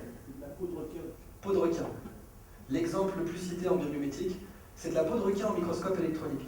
Là, vous avez devant vous le meilleur revêtement anti-turbulence connu de l'homme. De loin. Alors ces espèces de petites canules que vous voyez, ça permet au requin de maintenir un écoulement laminaire de l'eau autour de lui quand il nage, donc d'atteindre de très fortes vitesses. C'est la surface qu'a copié Speedo pour ses combinaisons interdites au JO de Pékin, qui ont quand même brisé 7 records du monde. Là vous voyez Michael Phelps avec la combinaison. Et d'une façon moins anecdotique, c'est cette surface qu'a copié Airbus pour la 350, 5% d'économie de carburant. Et c'est qu'un début, à peine copié. Les Allemands ont breveté une peinture anti-fouling parce que vous ne verrez jamais un bigorneau attaché à un requin, et il y a une raison. C'est que cette... vous n'êtes pas posé cette question, j'imagine, mais je suis là pour ça. Cette peau, c'est un revêtement anti-fouling que les baleines n'ont pas, parce qu'elles n'ont pas évolué aussi longtemps que les requins. Les requins, c'est 350 millions d'années. Et donc, on a inventé une peinture qui évite au bateau d'avoir des coquillages attachés. Ça, à votre avis, c'est quoi? Là, vous avez l'échelle. C'est toujours un truc d'un organisme, on est en biomimétique, donc c'est forcément un truc qui vit. En fait, là, alors je ne sais pas s'il y a des gens qui font un peu de science des matériaux ici, mais il y a plein de feuillets empilés. La propriété inévitable de ça, c'est que c'est super résistant. Essayez de déchirer une rame de papier, ça va être compliqué. Là, il y a une rame de papier, il y a 300 pages, là, il y a 10 millions de pages. Donc c'est très très dur à déchirer et à casser. Une rame de papier, ça peut arrêter une balle de fusil. C'est pas une balle, enfin, tous les plombs d'un fusil, ça n'arrête pas une balle de FAMAS, mais ça arrête une balle de fusil. Ça arrête beaucoup plus qu'une balle de fusil, ça arrête un coup de bazooka à bout portant. Alors vous dites non, il n'y a personne qui est assez con pour donner un coup de bazooka à bout portant. On a pris un bras télescopique, on a pris un bazooka dernière génération, on a tiré dessus, ça n'entame pas sa bonne humeur. Alors vous vous dites, mais waouh, c'est quoi ce truc de fou? Déjà, c'est pas un truc vivant automatiquement. C'est la coquille de l'ormeau. L'ormeau, c'est-à-dire le truc qu'on mange avec de la mayonnaise. Enfin, un truc un peu mieux que la maillot quand même. C'est un animal qui est en voie d'extinction parce qu'on en mange trop. Mais sa coquille, c'est la céramique la plus solide du monde aujourd'hui connue de l'homme. Elle est plus solide que les céramiques de qualité militaire. Vous pouvez blinder un char d'assaut avec. L'ormeau. Et non seulement il fait mieux que nous, mais en termes de process industriel, il fait ça à température ambiante avec du plancton sans polluer. Je ne vous parle même pas de l'optimisation énergétique du process.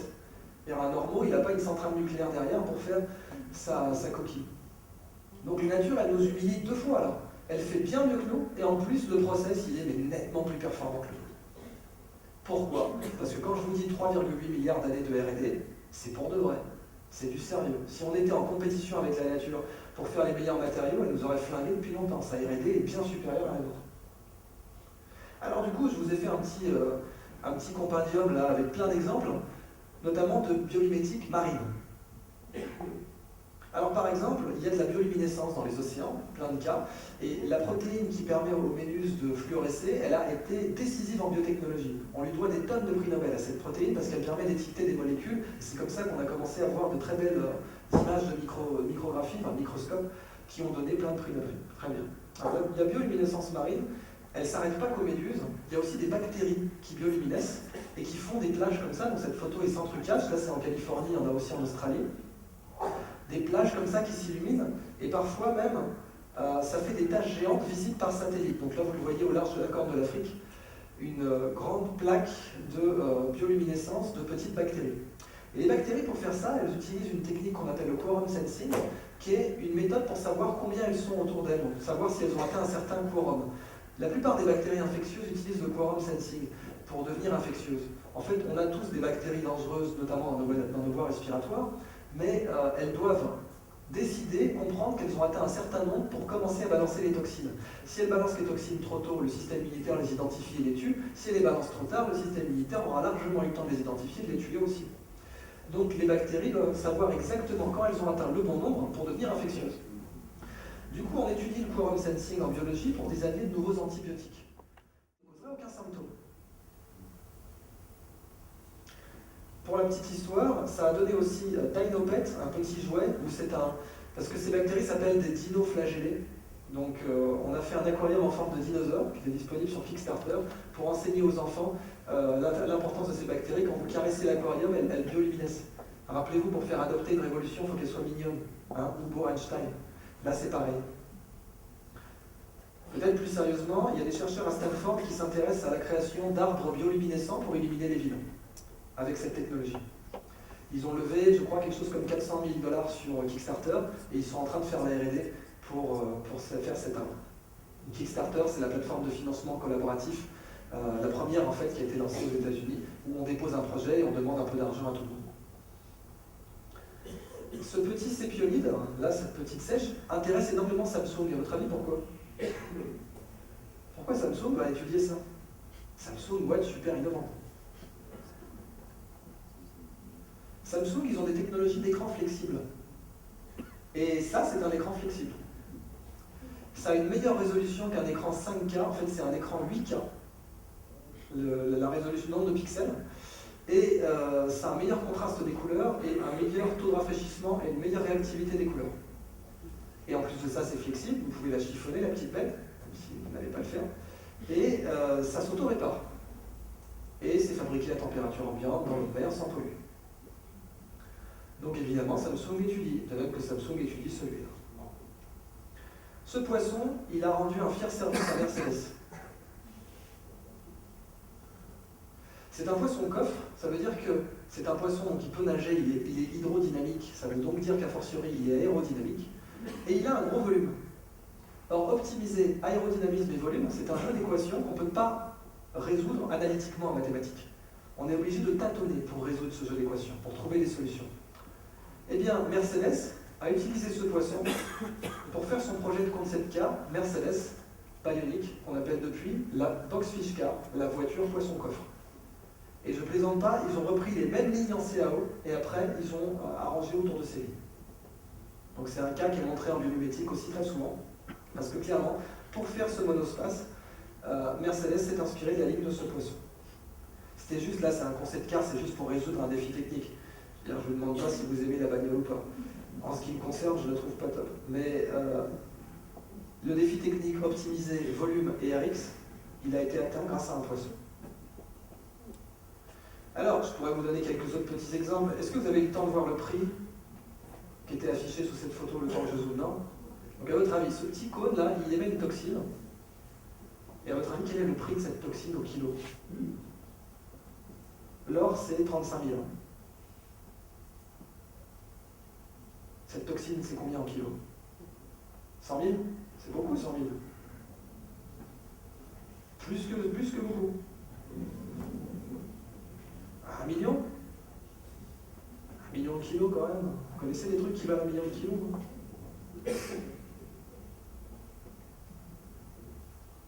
800 $ le milligramme, ça fait combien de kilos? 800 millions de dollars le kilo. L'or, le platine, c'est du terreau de jardin. Une toxine d'un petit cône du Pacifique. Elle est très utilisée en neurotechnologie en fait. C'est pour ça qu'elle vaut aussi cher, et comme on ne sait pas la fabriquer, on est obligé de traire la petite bête et de filtrer sa toxine. La toxine d'anémone de mer, 600 $ le kilo. 600 $ le milligramme, pardon. La toxine de l'araignée des oiseaux en Chine, la Jingzao-toxine, c'est 950 $ le milligramme. Certaines toxines atteignent 1000 $ le milligramme, 1 milliard de dollars le kilo. Ça, c'est le degré zéro de la biomimétique. C'est dire, butez pas ces petites bêtes parce que c'est des poules aux œufs d'or. C'est pas bien malin, mais c'est déjà mieux que de dire on va bétonner la barrière de corail pour faire un parking. Mais le requin, on l'a vu pour la peau, en fait, les anticorps de requin sont aussi extrêmement précieux en cancéro. Et donc ils sont remarquablement étudiés aujourd'hui pour développer de nouvelles stratégies curatives et préventives contre le cancer. L'arénicole, le petit ver de vase, le ver de sable, arénicole qui vit dans le sable, possède l'hémoglobine la plus oxygénante du monde, connue aujourd'hui, peut-être pas du monde, mais connue de l'homme. Et elle est universelle, c'est du O négatif, donc on peut transfuser n'importe qui avec de l'hémoglobine d'arénicole. Or aujourd'hui, on a une pénurie de sang dans le monde pour les transfusions.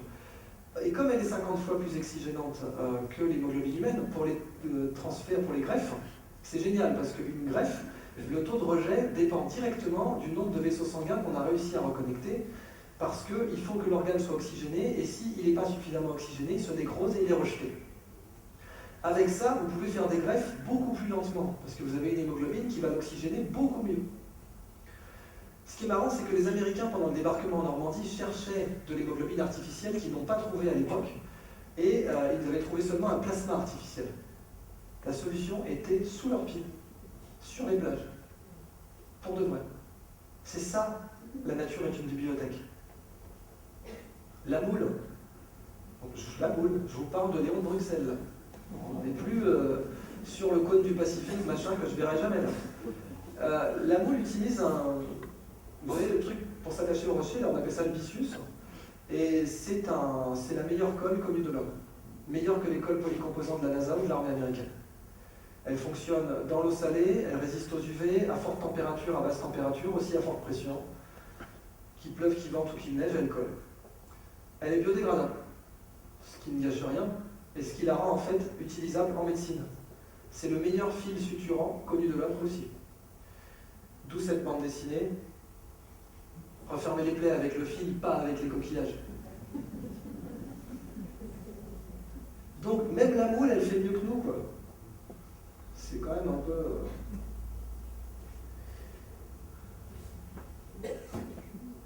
Alors là, vous avez un très beau projet qui s'appelle le Radeau des Cimes. C'est un projet français d'étude de la canopée, un écosystème inexploré. Donc le sommet des arbres en forêt amazonienne, ça ressemble à ça quand vous regardez un peu le détail. Et donc l'idée, c'est d'aller étudier le sommet des arbres sans rien détruire. Et que quand le truc part, il n'y a aucune trace sur la canopée. En fait, chaque écosystème inexploré, aujourd'hui, vous devez le voir comme un nouveau gisement de pétrole.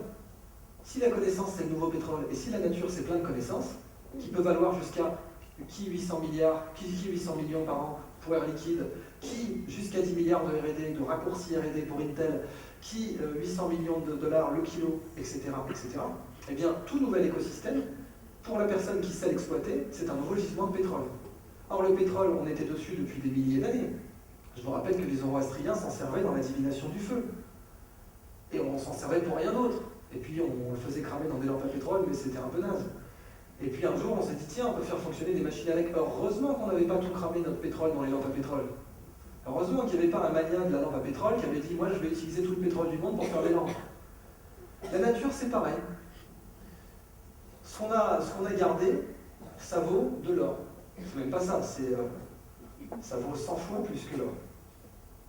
Donc ça, c'est un peu l'or vert, quoi. C'est un gisement de pétrole. Et ça, c'est la nouvelle plateforme pétrolière. Je le dis absolument littéralement. C'est-à-dire que ça, bon, c'est ce qui nous sert à extraire des richesses de la mer, c'est pas mal. Il n'y a pas que ça qu'on extrait comme richesse de la mer, mais ça en fait partie. Eh bien, je vais vous confronter à une autre idée qui est ridicule, dangereuse, évidente.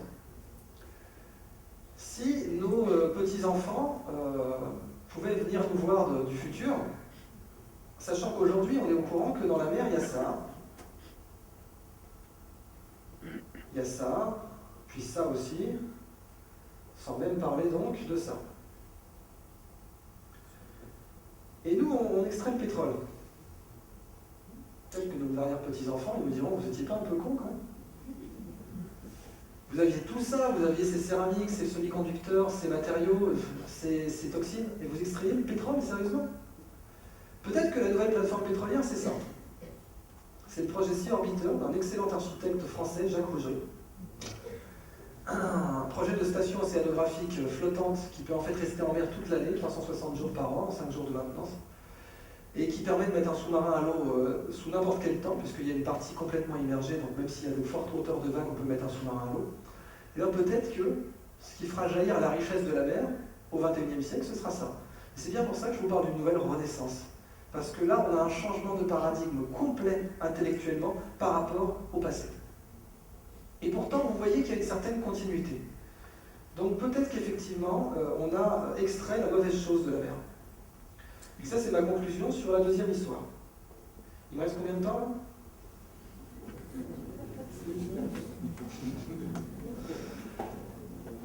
10 ? Bon, on va essayer 15. 20 ? Ok, super. Alors, première histoire, imaginez une économie dont la ressource est infinie. Deuxième histoire, imaginez que nous ayons vécu dans une bibliothèque sans le savoir. Troisième histoire, imaginez un monde sans déchets. Imaginez un monde où la prochaine fois que vous voudrez voir un déchet, vous devrez emmener vos gamins puiser. Regarde maman, une bouteille de gros. Et bon là ça va. Hein. Ok. Alors on connaît ce monde en fait, hein, ça s'appelle la nature. Dans la nature il n'y a pas de déchets. C'est quoi la définition d'un déchet? C'est un truc dont personne ne veut. C'est juste ça la définition d'un déchet, c'est contextuel. Ce qui est un déchet pour moi, c'est absolument pas un déchet pour certaines bactéries. Donc c'est un truc dont moi je ne veux pas, mais que certaines bactéries voudraient. Et la nature ne produit pas de choses dont personne ne veut. Alors que nous, on produit des choses dont personne ne veut. Ça c'est clair. Il y a des trucs aujourd'hui, voilà, si je vous les offre à Noël, on ne va pas rester amicaux. Mais en fait, ce qui est marrant, c'est que la nature, elle a produit des déchets. Elle en a produit un notamment, qui a été le déchet le plus atroce de toute l'histoire naturelle, à côté duquel nos propres déchets font figure de plaisanterie. Ce déchet, quand il est apparu dans la nature, bien avant nous, il a détruit 99,99% de toute la biodiversité. Un score que même en faisant détonner toutes nos bombes nucléaires simultanément et toutes nos centrales, et c'est la fête au village, en déversant la totalité de tous les déchets toxiques à notre disposition dans les océans, on n'atteindrait pas. Et oui, parce que croyez que quand on fait péter toutes les bombes atomiques, ça détruit la vie sur Terre? Pas du tout. Il y a les fonds marins, ils s'en sortiront très bien. Ça fera 95-99% de biodiversité détruite, mais il restera toujours une petite larme de vie sur Terre qui repartira ensuite. Alors que là, c'est 99,99. C'était un polluant qui était tellement ubiquitaire qu'il était soluble dans l'eau et qu'il arrivait, l'eau avec ce polluant était plus lourde et donc ça arrivait jusqu'au fond marin, jusque dans les fosses abyssales. Quel polluant il s'agit à votre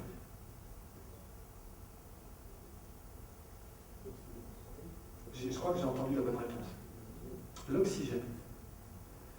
Quand l'oxygène est apparu sur Terre, comme son nom l'indique, ça oxyde. La quasi-totalité de toutes les formes de vie qui existaient sur Terre avant l'apparition de l'oxygène n'avaient absolument pas d'antioxydants. Cette technologie n'existait pas. Et donc elles ont disparu. Or l'oxygène était présent partout. Il a peu à peu envahi toutes les niches, tous les écosystèmes, sauf quelques rares, qui sont les 0,001% dont je vous parlais. Comme certaines sources chaudes, certaines grottes, certains fonds marins un peu isolés, etc. Mais pour le reste, toutes les formes de vie sont mortes. Or, c'est grâce à l'oxygène que la Terre est bleue. Si les océans sont bleus, c'est pour l'oxygène dissous. Et l'ozone, c'est du trioxygène, O3, donc c'est aussi de l'oxygène. Et c'est grâce à l'oxygène que la Terre est bleue et verte. Si la Terre est si spéciale, c'est grâce à ce polluant. C'était un polluant, c'était un déchet, produit par les premières cyanobactéries. Elle ne l'utilisait pas elle-même, c'était vraiment un déchet, c'était un truc dont elle ne voulait pas. Et dont vraisemblablement personne sur Terre ne voulait. Si la nature a réussi à transformer le pire déchet de l'histoire en un truc valable, même précieux, eh bien nos déchets, vous pouvez être tranquille, on saura aussi en faire quelque chose. Simplement, il serait temps de se poser la question maintenant. Alors, c'est ma troisième histoire. Imaginez un monde sans déchets, mais un monde rentable. Alors au passage, avant d'attaquer la bioéconomie, c'est comme ça qu'elle s'appelle, la nature est tellement intelligente que Janine Benyus, la fondatrice de la biomimétique moderne, a créé une page web qui s'appelle asknature.org, sur laquelle vous posez des questions. Vous dites comment la nature atterrit par exemple. Et là vous avez tous les cas d'abeilles et les méthodes pour atterrir en douceur, qui sont copiées par les drones aujourd'hui. Comment la nature minimise les turbulences. Et là vous avez tous les cas qui vous sont donnés. Bref, on a créé une base de données où vous pouvez interroger la nature, et elle ne contient que les solutions qui ont déjà été appliquées en industriel. Donc ce ne sont pas que des solutions abstraites, ce sont des solutions qui ont déjà donné lieu ou à des dépôts de brevets, ou à des résolutions de problèmes concrètes sur une chaîne d'assemblage, etc. Ok. Alors, vous avez peut-être entendu parler d'Ellen MacArthur qui parle d'économie circulaire. En fait, l'économie circulaire, c'est l'idée que dans la nature, tout est circulaire, et dans notre industrie, c'est linéaire. À la fin, il y a un bout de chaîne, terminus, tout le monde descend, et là, il y a un déchet, parce qu'on n'a pas pensé à l'idée qu'il soit réutilisé par ailleurs. Or, bon, réutiliser pour l'instant, on parle de recyclage, mais la nature, elle ne recycle pas. Elle upcycle. L'upcycling, c'est faire mieux avec le déchet que ce qu'il est. Le scarabée bousier, avec le déchet, avec la bouse, il ne refait pas de l'herbe. Il fait de la chitine, qui est une molécule qui coûte extrêmement cher. La chitine coûte le prix de l'or aujourd'hui. Le scarabée l'utilise sur sa carapace, mais la chitine industrielle, le chitosan, c'est à peu près le prix de l'or au kilo, autour de 32 000 € le kilo. Donc c'est clairement mieux que l'herbe, pour le coup. Et le scarabée fait donc mieux que ce qu'il a recyclé. Il ne recycle pas, il upcycle, au cyclage, recyclage vers le haut. Et la nature fait ça. Et c'est comme ça qu'on peut être rentable avec les déchets. Alors là, je vais vous montrer quelques cas. Les cas viennent de ce monsieur qui s'appelle Gunther Pauli et qui mérite amplement que je le cite aujourd'hui parce que, franchement, pour le présenter simplement, c'est le Steve Jobs du développement durable. Je ne peux pas le présenter mieux que ça. C'est un type qui a démontré que le développement durable, c'est rentable. Parce que oui, dans le développement durable, il y a développement quand même. C'est-à-dire que quelqu'un qui vous parle de décroissance ne fait pas de développement durable. La décroissance, ce n'est pas du développement durable. C'est durable, mais ce n'est pas du développement. Moi, ce que je vous dis, c'est que l'économie de la connaissance permet une croissance infinie. Mais ça nécessite de considérer la nature non pas comme une source de matière première, mais comme une source de connaissance. Si vous considérez la nature comme une source de matière première, eh bien, vous allez la détruire en l'exploitant. Mais si vous considérez la nature comme une source de connaissance, eh bien, rappelez-vous, quand on partage un bien matériel, on le divise, quand on partage un bien immatériel, on le multiplie. On peut très bien faire de la valeur économique avec la nature sans y toucher pratiquement. Mettons ça en pratique. Gunther Pauli a écrit un très bon rapport, c'est un entrepreneur. C'est important parfois de faire le profil psychologique des entrepreneurs parce que ça vous donne des idées sur leur mode de management. Par exemple, Steve Jobs, donc, c'était quelqu'un qui n'avait pas de diplôme, et donc c'est ça qui a fait qu'il était très très fort en communication, c'est qu'il ne pouvait pas venir, contrairement à plein d'autres entrepreneurs, dire « écoute, j'ai fait Harvard, donc tu l'as fait ». Bon, nous en France, on a ça. « Écoute, j'ai fait Polytechnique, donc maintenant tu baisses les yeux et tu te tais ». Mais Steve Jobs ne pouvait pas faire ça, et c'est ce qui a fait qu'il était excellent sur scène. Parce que lui, il n'avait que son discours pour convaincre, et rien d'autre. Bon. Bill Gates, par exemple, ce qui a été déterminant dans son profil psychologique, c'est que c'était un joueur de poker. Et c'est un excellent joueur de poker, et d'ailleurs, Microsoft a été créé dans la salle de poker d'Harvard, Et toutes les grandes étapes de la vie de Microsoft, ça a été des coups de poker, réussis ou non. Par exemple, l'affaire Antitrust, c'était un bluff qui a échoué. Mais plein d'autres cas de Microsoft, c'était des coups de poker. Gunter Pauli, c'est un mec qui n'a jamais touché de fiche de paye de sa vie. Il n'a jamais été salarié de sa vie. Donc à chaque fois, en fait, pour payer ses études ou quoi que ce soit, il a toujours créé des business. Et très rapidement, le business model qu'il a sélectionné, c'est de prendre un truc dont personne ne veut et de le revendre. Et pas de le revendre à un gugus qu'on va arnaquer, évidemment, hein, parce que c'est facile ça. On est artiste, on met de la merde dans une boîte de conserve, ça a été fait, et puis on la revend comme œuvre d'art. Non, non, c'est pas ça l'esprit. Oui, ce que je vous dis est vrai, hein. D'ailleurs, comme tout le reste de la présentation, ça ne vous a pas échappé. Et le Gunter, donc l'idée, c'était de récupérer un truc dont personne ne veut et de voir le maximum de marge qu'on peut faire avec. Parce que, clairement, il s'est dit, comme beaucoup de gens, si vous voulez qu'on fasse du développement durable, au bout d'un moment, il va falloir prouver que c'est lucratif, parce que sinon, ça ne sera pas adopté. Alors, il a écrit au départ un rapport pour le Club de Rome, qui est devenu un bouquin, parce qu'il est remarquablement bien écrit. L'économie bleue, 10 ans, sans innovation, 100 millions d'emplois. Il a pris 100 industries différentes et il a démontré que dans ces 100 industries, polluer pas moins, mais zéro, rapportait beaucoup plus. Alors là, il faut quand même faire une petite explication. Polluer zéro rapporte beaucoup plus. Ben non, c'est une contrainte. Prenons une autre histoire. La guerre de sécession américaine. Le Nord et le Sud. Tout le monde pense que c'est l'abolition de l'esclavage. C'est vrai et c'est faux. Il y avait des États du Nord qui pratiquaient l'esclavage quand la guerre de sécession a commencé. Et en fait, la raison profonde de la guerre de sécession, c'était que le Nord était devenu beaucoup plus riche que le Sud, et beaucoup plus compétitif économiquement que le Sud, et nettement plus. Parce qu'ils avaient aboli l'esclavage. Le Nord a aboli l'esclavage et il est plus compétitivement économique que le Sud. Comment ça se fait? Est-ce que vous avez une idée? Qu'est-ce qui a fait que le Nord était nettement plus compétitif que le Sud après avoir aboli l'esclavage?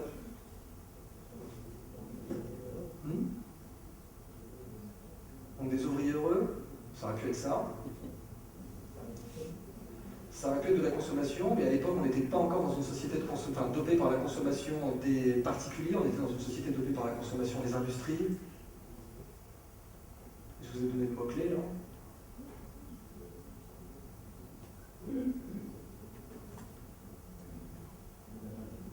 La machine à vapeur. Quand vous n'avez plus d'esclaves, vous adoptez la machine à vapeur beaucoup plus vite, vous n'avez pas le choix. En fait, c'est la fameuse citation d'Henry Ford. Si je demandais à mes clients ce qu'ils veulent, ils me répondraient un cheval plus rapide. Donc pour faire adopter la voiture, ça va être compliqué. Parce que sur les produits disruptifs, et c'est bien pour ça qu'il ne faut jamais croire les études de marché sur les produits innovants ou disruptifs, IBM avait fait des centaines d'études de marché sur la faisabilité du PC. Quand vous demandez à quelqu'un par écrit, voulez-vous un PC en 75, il vous dit, bah non, ça fait peur. Personal computer, c'est la NASA, c'est Houston, c'est pas pour moi. Il faut le mettre sous les yeux, et là les gens voient que ça fait pas peur, et ils l'achètent. La machine à vapeur aux États-Unis, le Sud ne voulait pas l'adopter. Le Nord non plus d'ailleurs, mais quand on a aboli l'esclavage, le Nord a été forcé de l'adopter. Et parce que Détroit, Chicago, je veux dire l'industrie automobile américaine qui est née là-bas, elle n'est pas née là-bas pour le climat, je vous assure. Elle est née là-bas parce que c'était la zone qui avait adopté l'industrie de la machine à vapeur le plus vite. Et donc évidemment, après très peu de temps, le Nord est beaucoup plus compétitif que le Sud. Parce que le travail manuel, même avec des esclaves, je veux dire, les pyramides, ok c'est sympa, encore c'était même pas des esclaves, mais si vous avez des pelleteuses, ça ira quand même plus vite. Et donc le Nord s'est retrouvé beaucoup plus compétitif que le Sud, et la guerre était inévitable. Elle a éclaté, le Nord a gagné. Donc c'est ça qui est très intéressant, c'est qu'on est sur une idée qui était ridicule puis dangereuse, abolissons l'esclavage. C'est ridicule. On a toujours fait ça. Alors, on a toujours fait ça, anthropologiquement, c'est 6 générations. Il ne faut pas plus de 6 générations pour qu'on puisse dire on a toujours fait ça. Parfois, il faut moins. Mais 6, c'est le max. Il n'y a aucun cas de on a toujours fait ça qui s'est construit en plus de 6 générations. C'est rien. L'humanité, elle a 10 000 générations. C'est vraiment rien. C'est 6 sur 10 000. Voilà. Donc en 6 sur 10 000, on dit là j'ai vu 6, donc je sais que pendant 10 000 générations, on a toujours fait ça. C'est faux. Mais bon, on dit on a toujours fait ça. Les planteurs de Caroline du Sud, etc., on a toujours fait ça, aucun doute. Et puis, bon, la machine à vapeur est arrivée. Donc, là, clairement, l'idée de l'abolition de la pollution, c'est pas de le faire par la loi, de pas de le faire par des impôts, des écotaxes, ou bien le contraire, c'est-à-dire des subventions d'État. Gunther Pauli, comme c'est un type qui n'a jamais touché le moindre chèque de salaire de sa vie, il veut montrer que c'est rentable tout court, en partant de zéro, et avec le moins d'investissement possible. Alors prenons quelques exemples. Vous verrez la démarche générale. On a une centrale électrique au charbon au Brésil qui pollue énormément, comme toute centrale électrique au charbon qui se respecte. Et là, on a Greenpeace qui fait le piquet devant. Ok. Gunther va aller voir, alors dit attendez, vous dites que le CO2 c'est mauvais, mais c'est parce que vous ne savez pas quoi faire du CO2. Donc c'est vous qui êtes mauvais, c'est pas le CO2. Le CO2 il n'a rien fait.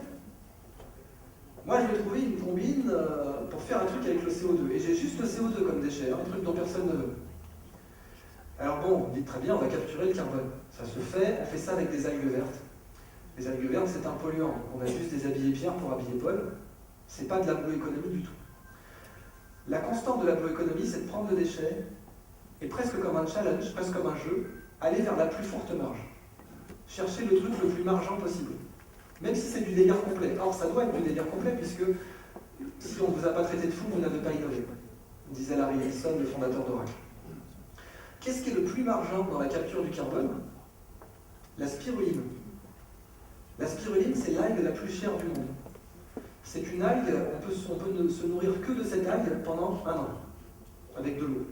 Il contient les acides gras, les acides aminés, les oligo-éléments essentiels. Alors là, c'est des pilules, c'est pas très ragoûtant, mais on fait des très bonnes pâtes avec de la spiruline. Vous verrez dans n'importe quel biocoop, ça coûte une blinde. Cette petite boîte de spiruline ici, c'est pratiquement $1 le cachet. On est autour de 55 $, 60 $, la boîte de 60 cachets. Donc là, on est sur de la grosse marge quand même. Alors, ils fixent la spiruline autour de la centrale. Mais ce qui est fou, c'est que rien qu'avec les crédits carbone, quand il vend sa spiruline, il break even. Son pot de spiruline, c'est gratuit à produire. GAP, gratuit à produire. Parce que les crédits carbone ont remboursé toute la chaîne. Alors évidemment, comme le Gunther, il déteste les subventions, il dit non, on ne va pas s'arrêter là, on va la vendre pour de vrai, la spiruline. Il se trouve que, même sans les crédits carbone, il est plus compétitif que les professionnels de la filière spiruline. Pourquoi? Exactement, engrais gratuit. CO2 gratuit, engrais gratuit, 20% de productivité en plus. Donc, en résolvant le problème qui est la fixation du CO2, il est plus compétitif que les professionnels de la filière spiruline. Donc même sans les subventions carbone, il est plus compétitif qu'eux. Mais après, l'autre constante, donc première constante de la bioéconomie, récupérer un déchet et en faire la marge la plus délirante possible, avec vraiment un esprit gamification, un esprit ludification, transformer le travail en jeu. Un esprit, c'est un challenge, je vais tenter un truc de fou. On est au-delà de juste le calcul de rentabilité, on est vraiment sur faire un truc hallucinant. Et deux, ensuite, considérer la nature, considérer l'usine comme une chaîne alimentaire. C'est-à-dire, l'idée, c'est qu'il ne faut pas forcer la nature à produire comme nos usines, il faut forcer nos usines à produire comme la nature. Et si on fait ça, ça va être méchamment rentable. Donc là, chaque déchet qui sort de la chaîne de valeur, j'en refais quelque chose. Avec la spiruline que je n'ai pas vendue, je récupère les membranes de la cellule et je fais des phosphoesters qui coûtent très très cher chez Clarins. Les phosphoesters de bonne qualité en cosmétique, c'est redoutable comme prix dans les cosmétiques haut de gamme.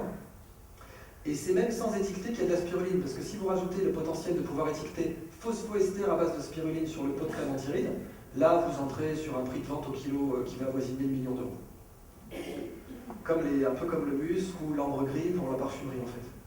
Donc il récupère les phosphoesters pour faire des cosmétiques, et avec les phosphoesters de basse qualité, il fait du biodiesel. On récupère chaque déchet qui sort de la chaîne de valeur. Alors, j'ai un autre exemple à côté. Comment on passe de ça, donc ça c'est le déchet, maintenant vous avez compris le principe de la bioéconomie, on part d'un déchet puis on regarde le truc le plus délirant qu'on peut faire avec. On part de ça et on va à ça. Je vous rassure, il y a quand même un poiscaille entre les deux. Alors, pour faire ça, il faut ça déjà, oui, ça c'est clair. Et pour être compétitif avec ça, il faut ça. Du bon lombric bien juteux pour vous mettre en appétit ce soir. En fait, alors il y a des pêcheurs parmi nous, là, il y a des gens qui portent fièrement le Bob Ricard. Moi aussi. Ouais. Et en fait, le lombric, vous savez que ça coûte une blinde. L'appât de pêche en général, quoi. Pendant très longtemps, on va chez le mec qui vend des appâts de pêche, quand même, c'est du ver de terre, tu te fous un peu de ma gueule. Mais le lombric, ça coûte plus cher que le veau au kilo. D'ailleurs, vous avez peut-être entendu parler du fait qu'un jour, il y a eu une campagne de rumeurs contre McDonald's qui disait qu'ils mettaient des vers de terre dans leur hamburger, fin années 70, début 80. Et en fait, cette campagne, McDonald's, c'est un des cas typiques de la pire réponse possible à une campagne de diffamation de rumeurs. Vous savez ce que McDonald's a répondu? Non, on le fait pas parce que c'est plus cher que le bœuf. Là, vous n'avez pas trop convaincu les gens de prendre un Big Mac ce soir. Mais c'est vrai, ils n'ont pas menti, c'est vrai, le lombric c'est plus cher que le bœuf, c'est plus cher que le veau. Or, il faut 10 kg de lombric, grosso modo, pour faire 1 kg de caviar. Donc le caviar, ça coûte à peu près 10 fois plus cher que le veau. Si vous ajoutez d'autres postes de dépenses, et après, bon, un caviar sauvage, évidemment, ça coûte encore plus cher. Donc l'idée, c'est qu'avec ce carton, au départ, c'était un centre de réhabilitation des toxicomanes en Angleterre. Et l'idée, c'était de trouver une activité qui se substituerait à la toxicomanie pendant la cure de désintox. Et une bonne activité qui peut se substituer à la toxicomanie, tant il est vrai que les entrepreneurs sont des gros toxicomanes, c'est l'entrepreneuriat. Et donc l'idée était de créer une mini-boîte avec ces déchets de carton qu'on récupère dans les restaurants. On récupère les déchets de carton, on les ramène à des haras pour faire du padding pour les chevaux, pour pas qu'ils s'esquintent les sabots, le carton est meilleur que la paille. On récupère du carton et du crottin, qui est le meilleur lombricompost possible. Donc on a du lombric. Au départ, l'idée était de les revendre à une boutique d'abat de pêche. Mais la boutique d'abat de pêche les a largués en race campagne, et ils se sont retrouvés comme des cons avec une tonne de lombric à pas savoir quoi en faire. Donc là, ils se sont dit Blue Economy, qu'est-ce qu'on peut bien faire avec des lombrics? Du caviar, évidemment. Donc là, je ne vois pas de plus forte marge, mais si vous avez une idée de plus forte marge, postez-la, ça les intéresse. Voilà la chaîne de valeur. Ah, pardon. Voilà la chaîne de valeur. Ça ressemble à ça. Alors là, c'est tout le projet qui s'appelle du carton au caviar. Ils ont aussi récupéré du pain moisi. C'est pas trop fort, hein. Ils ont aussi récupéré du pain moisi des restaurants pour faire d'autres verres, parce que le caviar, c'est pas que du lombric. Il faut savoir que le bon caviar, on ne peut pas le nourrir avec des pastilles. C'est aussi pour ça que c'est aussi cher.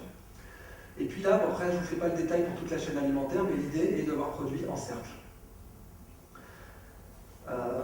Avant-dernier exemple, si j'ai encore le temps, de 3 minutes. Je ne l'ai pas pris en image, peut-être que je l'ai là, je l'avais gardé pour les questions en fait. Alors peut-être que je l'ai dans les questions, je vérifie. Ouais, je l'ai. Je vais le laisser là pour l'instant. Est-ce que vous savez à peu près, est-ce que vous avez une idée de la biomasse qu'on utilise quand on boit un expresso, c'est-à-dire de toute la biomasse mobilisée pour planter le café, etc. Dans la tasse d'expresso, c'est quelle proportion de tout ça? Ça va chercher dans les combien de pourcents? Combien de pourcents du caféier se retrouve finalement dans notre tasse? Quelques pourcents, 1, 2, 2, 3, 0,2%. C'est débile, dans la nature, il n'y a rien qui se passe comme ça. Le marc de café, c'est un déchet dont on ne sait pas trop quoi faire. Bon, il n'est pas dangereux, hein, mais en fait, ce qui se passe, c'est que de façon générale, soit ça finit brûlé, soit ça finit fermenté, et ça dégage du méthane, qui est un gaz à effet de serre. C'est débile comme chaîne de valeur, d'autant plus que le méthane est un gaz précieux. Il est toxique quand il est libéré dans l'atmosphère bêtement, au lieu d'être utilisé pour chauffer comme biogaz. En fait, le marc de café, vous ne pouvez pas nourrir une vache avec. C'est de la cellulose essentiellement, mais vous ne pouvez absolument pas nourrir une vache avec parce que la caféine va la tuer au pire et la stresser au mieux. Si vous filez un expresso à votre chat ce soir, il ne se réveillera pas demain matin. Et donc c'était un problème parce qu'on ne pouvait pas nourrir. Et en fait, vous ne pouvez pas non plus faire pousser des plantes dessus directement. Si vous balancez du café dans le yucca, ça va, mais au bout d'un certain temps, la caféine est très toxique pour les végétaux aussi.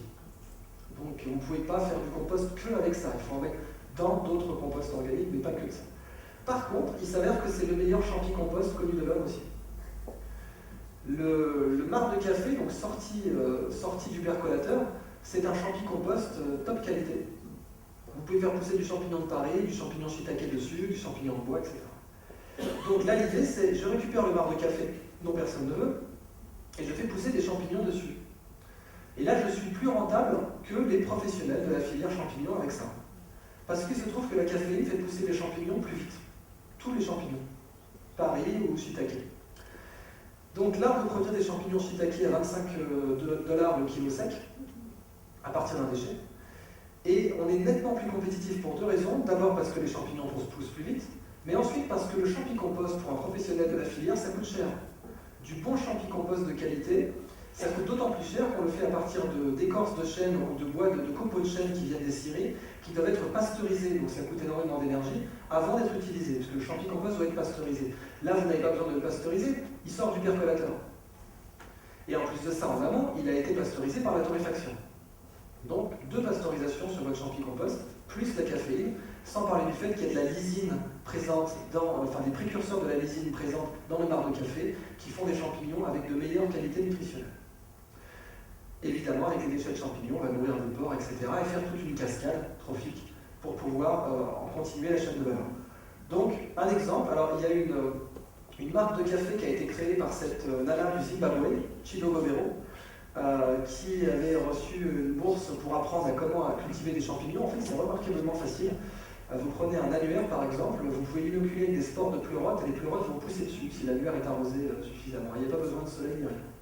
La culture du champignon, il y a en fait, bon, avec les bons rendements, non, c'est technique, mais comme ça, essayer de faire pousser un champi sur un support cellulose, comme du papier, c'est assez enfantin. Et donc, ça a créé cette marque Chido's Blend, qui est du café, pour lequel les cafetiers s'engagent à refournir le marc de café pour faire des champis glénaires, notamment à Paris, où le Café de Flore et les Deux Magots, par exemple, se sont engagés à filer leurs déchets de café, mais on pourrait le faire pour Starbucks. Petit détail intéressant, avec le marc de café, on peut faire des textiles. Donc là, c'est pour les textiles innovants. On peut faire déjà des fibres, des textiles avec le marc de café. Et le café, certaines personnes doivent le savoir, ça tue les odeurs. Alors, il y a 2 types de personnes qui savent ça. Il y a ceux qui ont entreposé du maroilles dans leur frigo récemment, et il y a les narcotrafiquants, qui le savent très bien, puisque c'est ça qu'ils utilisent pour brouiller le flair des chiens quand ils planquent de la coupe. Et sinon, non. Quand votre frigo fouette, vous mettez du marc de café frais, et ça va capturer les odeurs. C'est plus efficace que du fébraise. De toute façon, vous n'avez pas envie de mettre du fébraise dans votre frigo. Donc, si vous en êtes là, a priori, achetez un autre frigo. Et donc c'est très marrant parce que c'est un textile qui tue les odeurs, qui se vend très bien dans le sportswear pour l'instant, donc anti-transpirant, etc. Et Timberland l'a adopté pour les semelles intérieures des chaussures, avec le slogan « Drink it, wear it ». Buvez-le, portez-le. Allez, un autre petit exemple avant de faire le plus du spectacle, le bouquet final. Je ne l'ai pas en image non plus, mais je vais vous demander de l'imaginer. Il y a un autre déchet très toxique et très, très chiant, c'est la pierre pulvérisée. En fait, les mines, donc cuivre, argent, etc., émettent beaucoup de pierres pulvérisées, en particulier les mines à ciel ouvert. Et c'est un déchet très ennuyeux parce qu'il obstrue les branches, il peut être cancérigène à terme, alors que c'est que de la pierre. Si jamais il est rincé par l'eau de pluie, eh ben, il va acidifier les sols, c'est pas top. Si jamais il n'est pas rincé par l'eau de pluie, il va tuer les végétaux parce qu'il va s'accumuler sur leurs feuilles et les étouffer.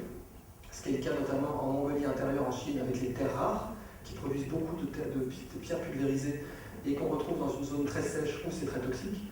Et puis évidemment, les animaux, ça peut les tuer aussi. Donc on est, sans parler du fait que comme c'est dans des mines à ciel ouvert, eh ben, le moindre coup de vent fait s'éparpiller tout ça. Donc on est sur un déchet dont on ne sait absolument pas quoi faire et qui est très dangereux. Jusqu'à ce qu'un Chinois brevette une technique pour faire du papier avec.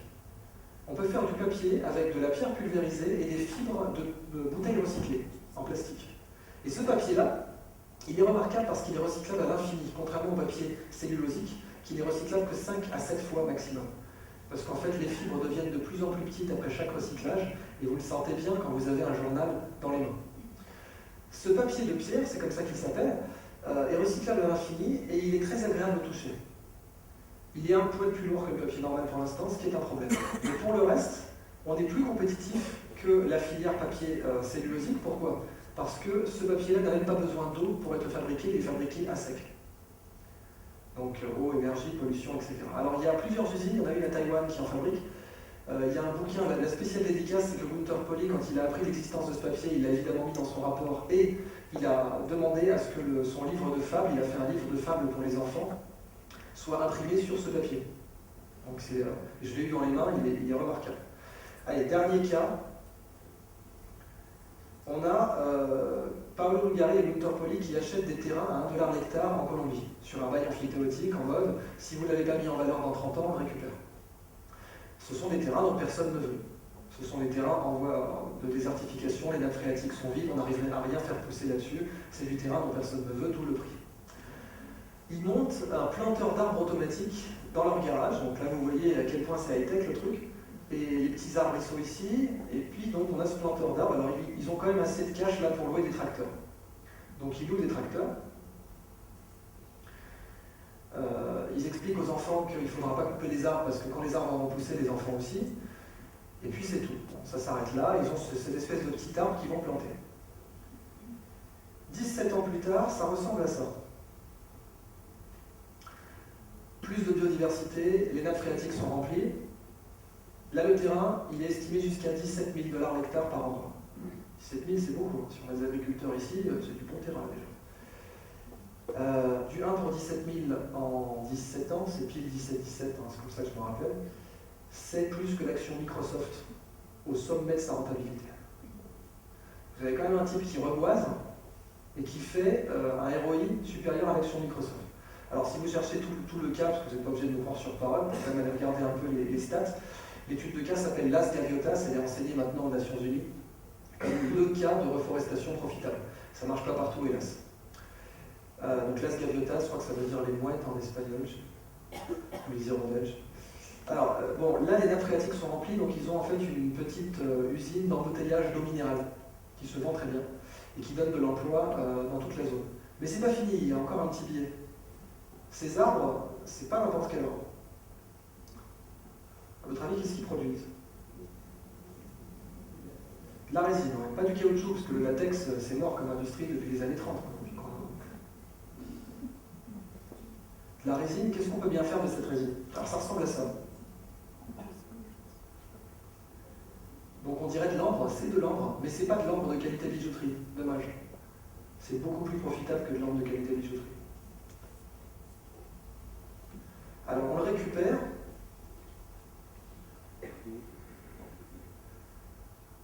on le raffine à Bogota, on dirait pour une fois qu'on raffine autre chose à Bogota, et ça fait du biodiesel. Alors pour les hispanophones, hispanisants, je laisse traduire.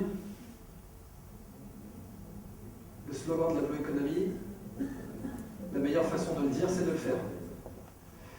Alors, c'est très intéressant de parler du biodiesel parce qu'il y a une raison pour laquelle on est parti sur le biodiesel. C'est de la térébenthine, en fait, cette résine, et la térébenthine, on peut en faire un carburant.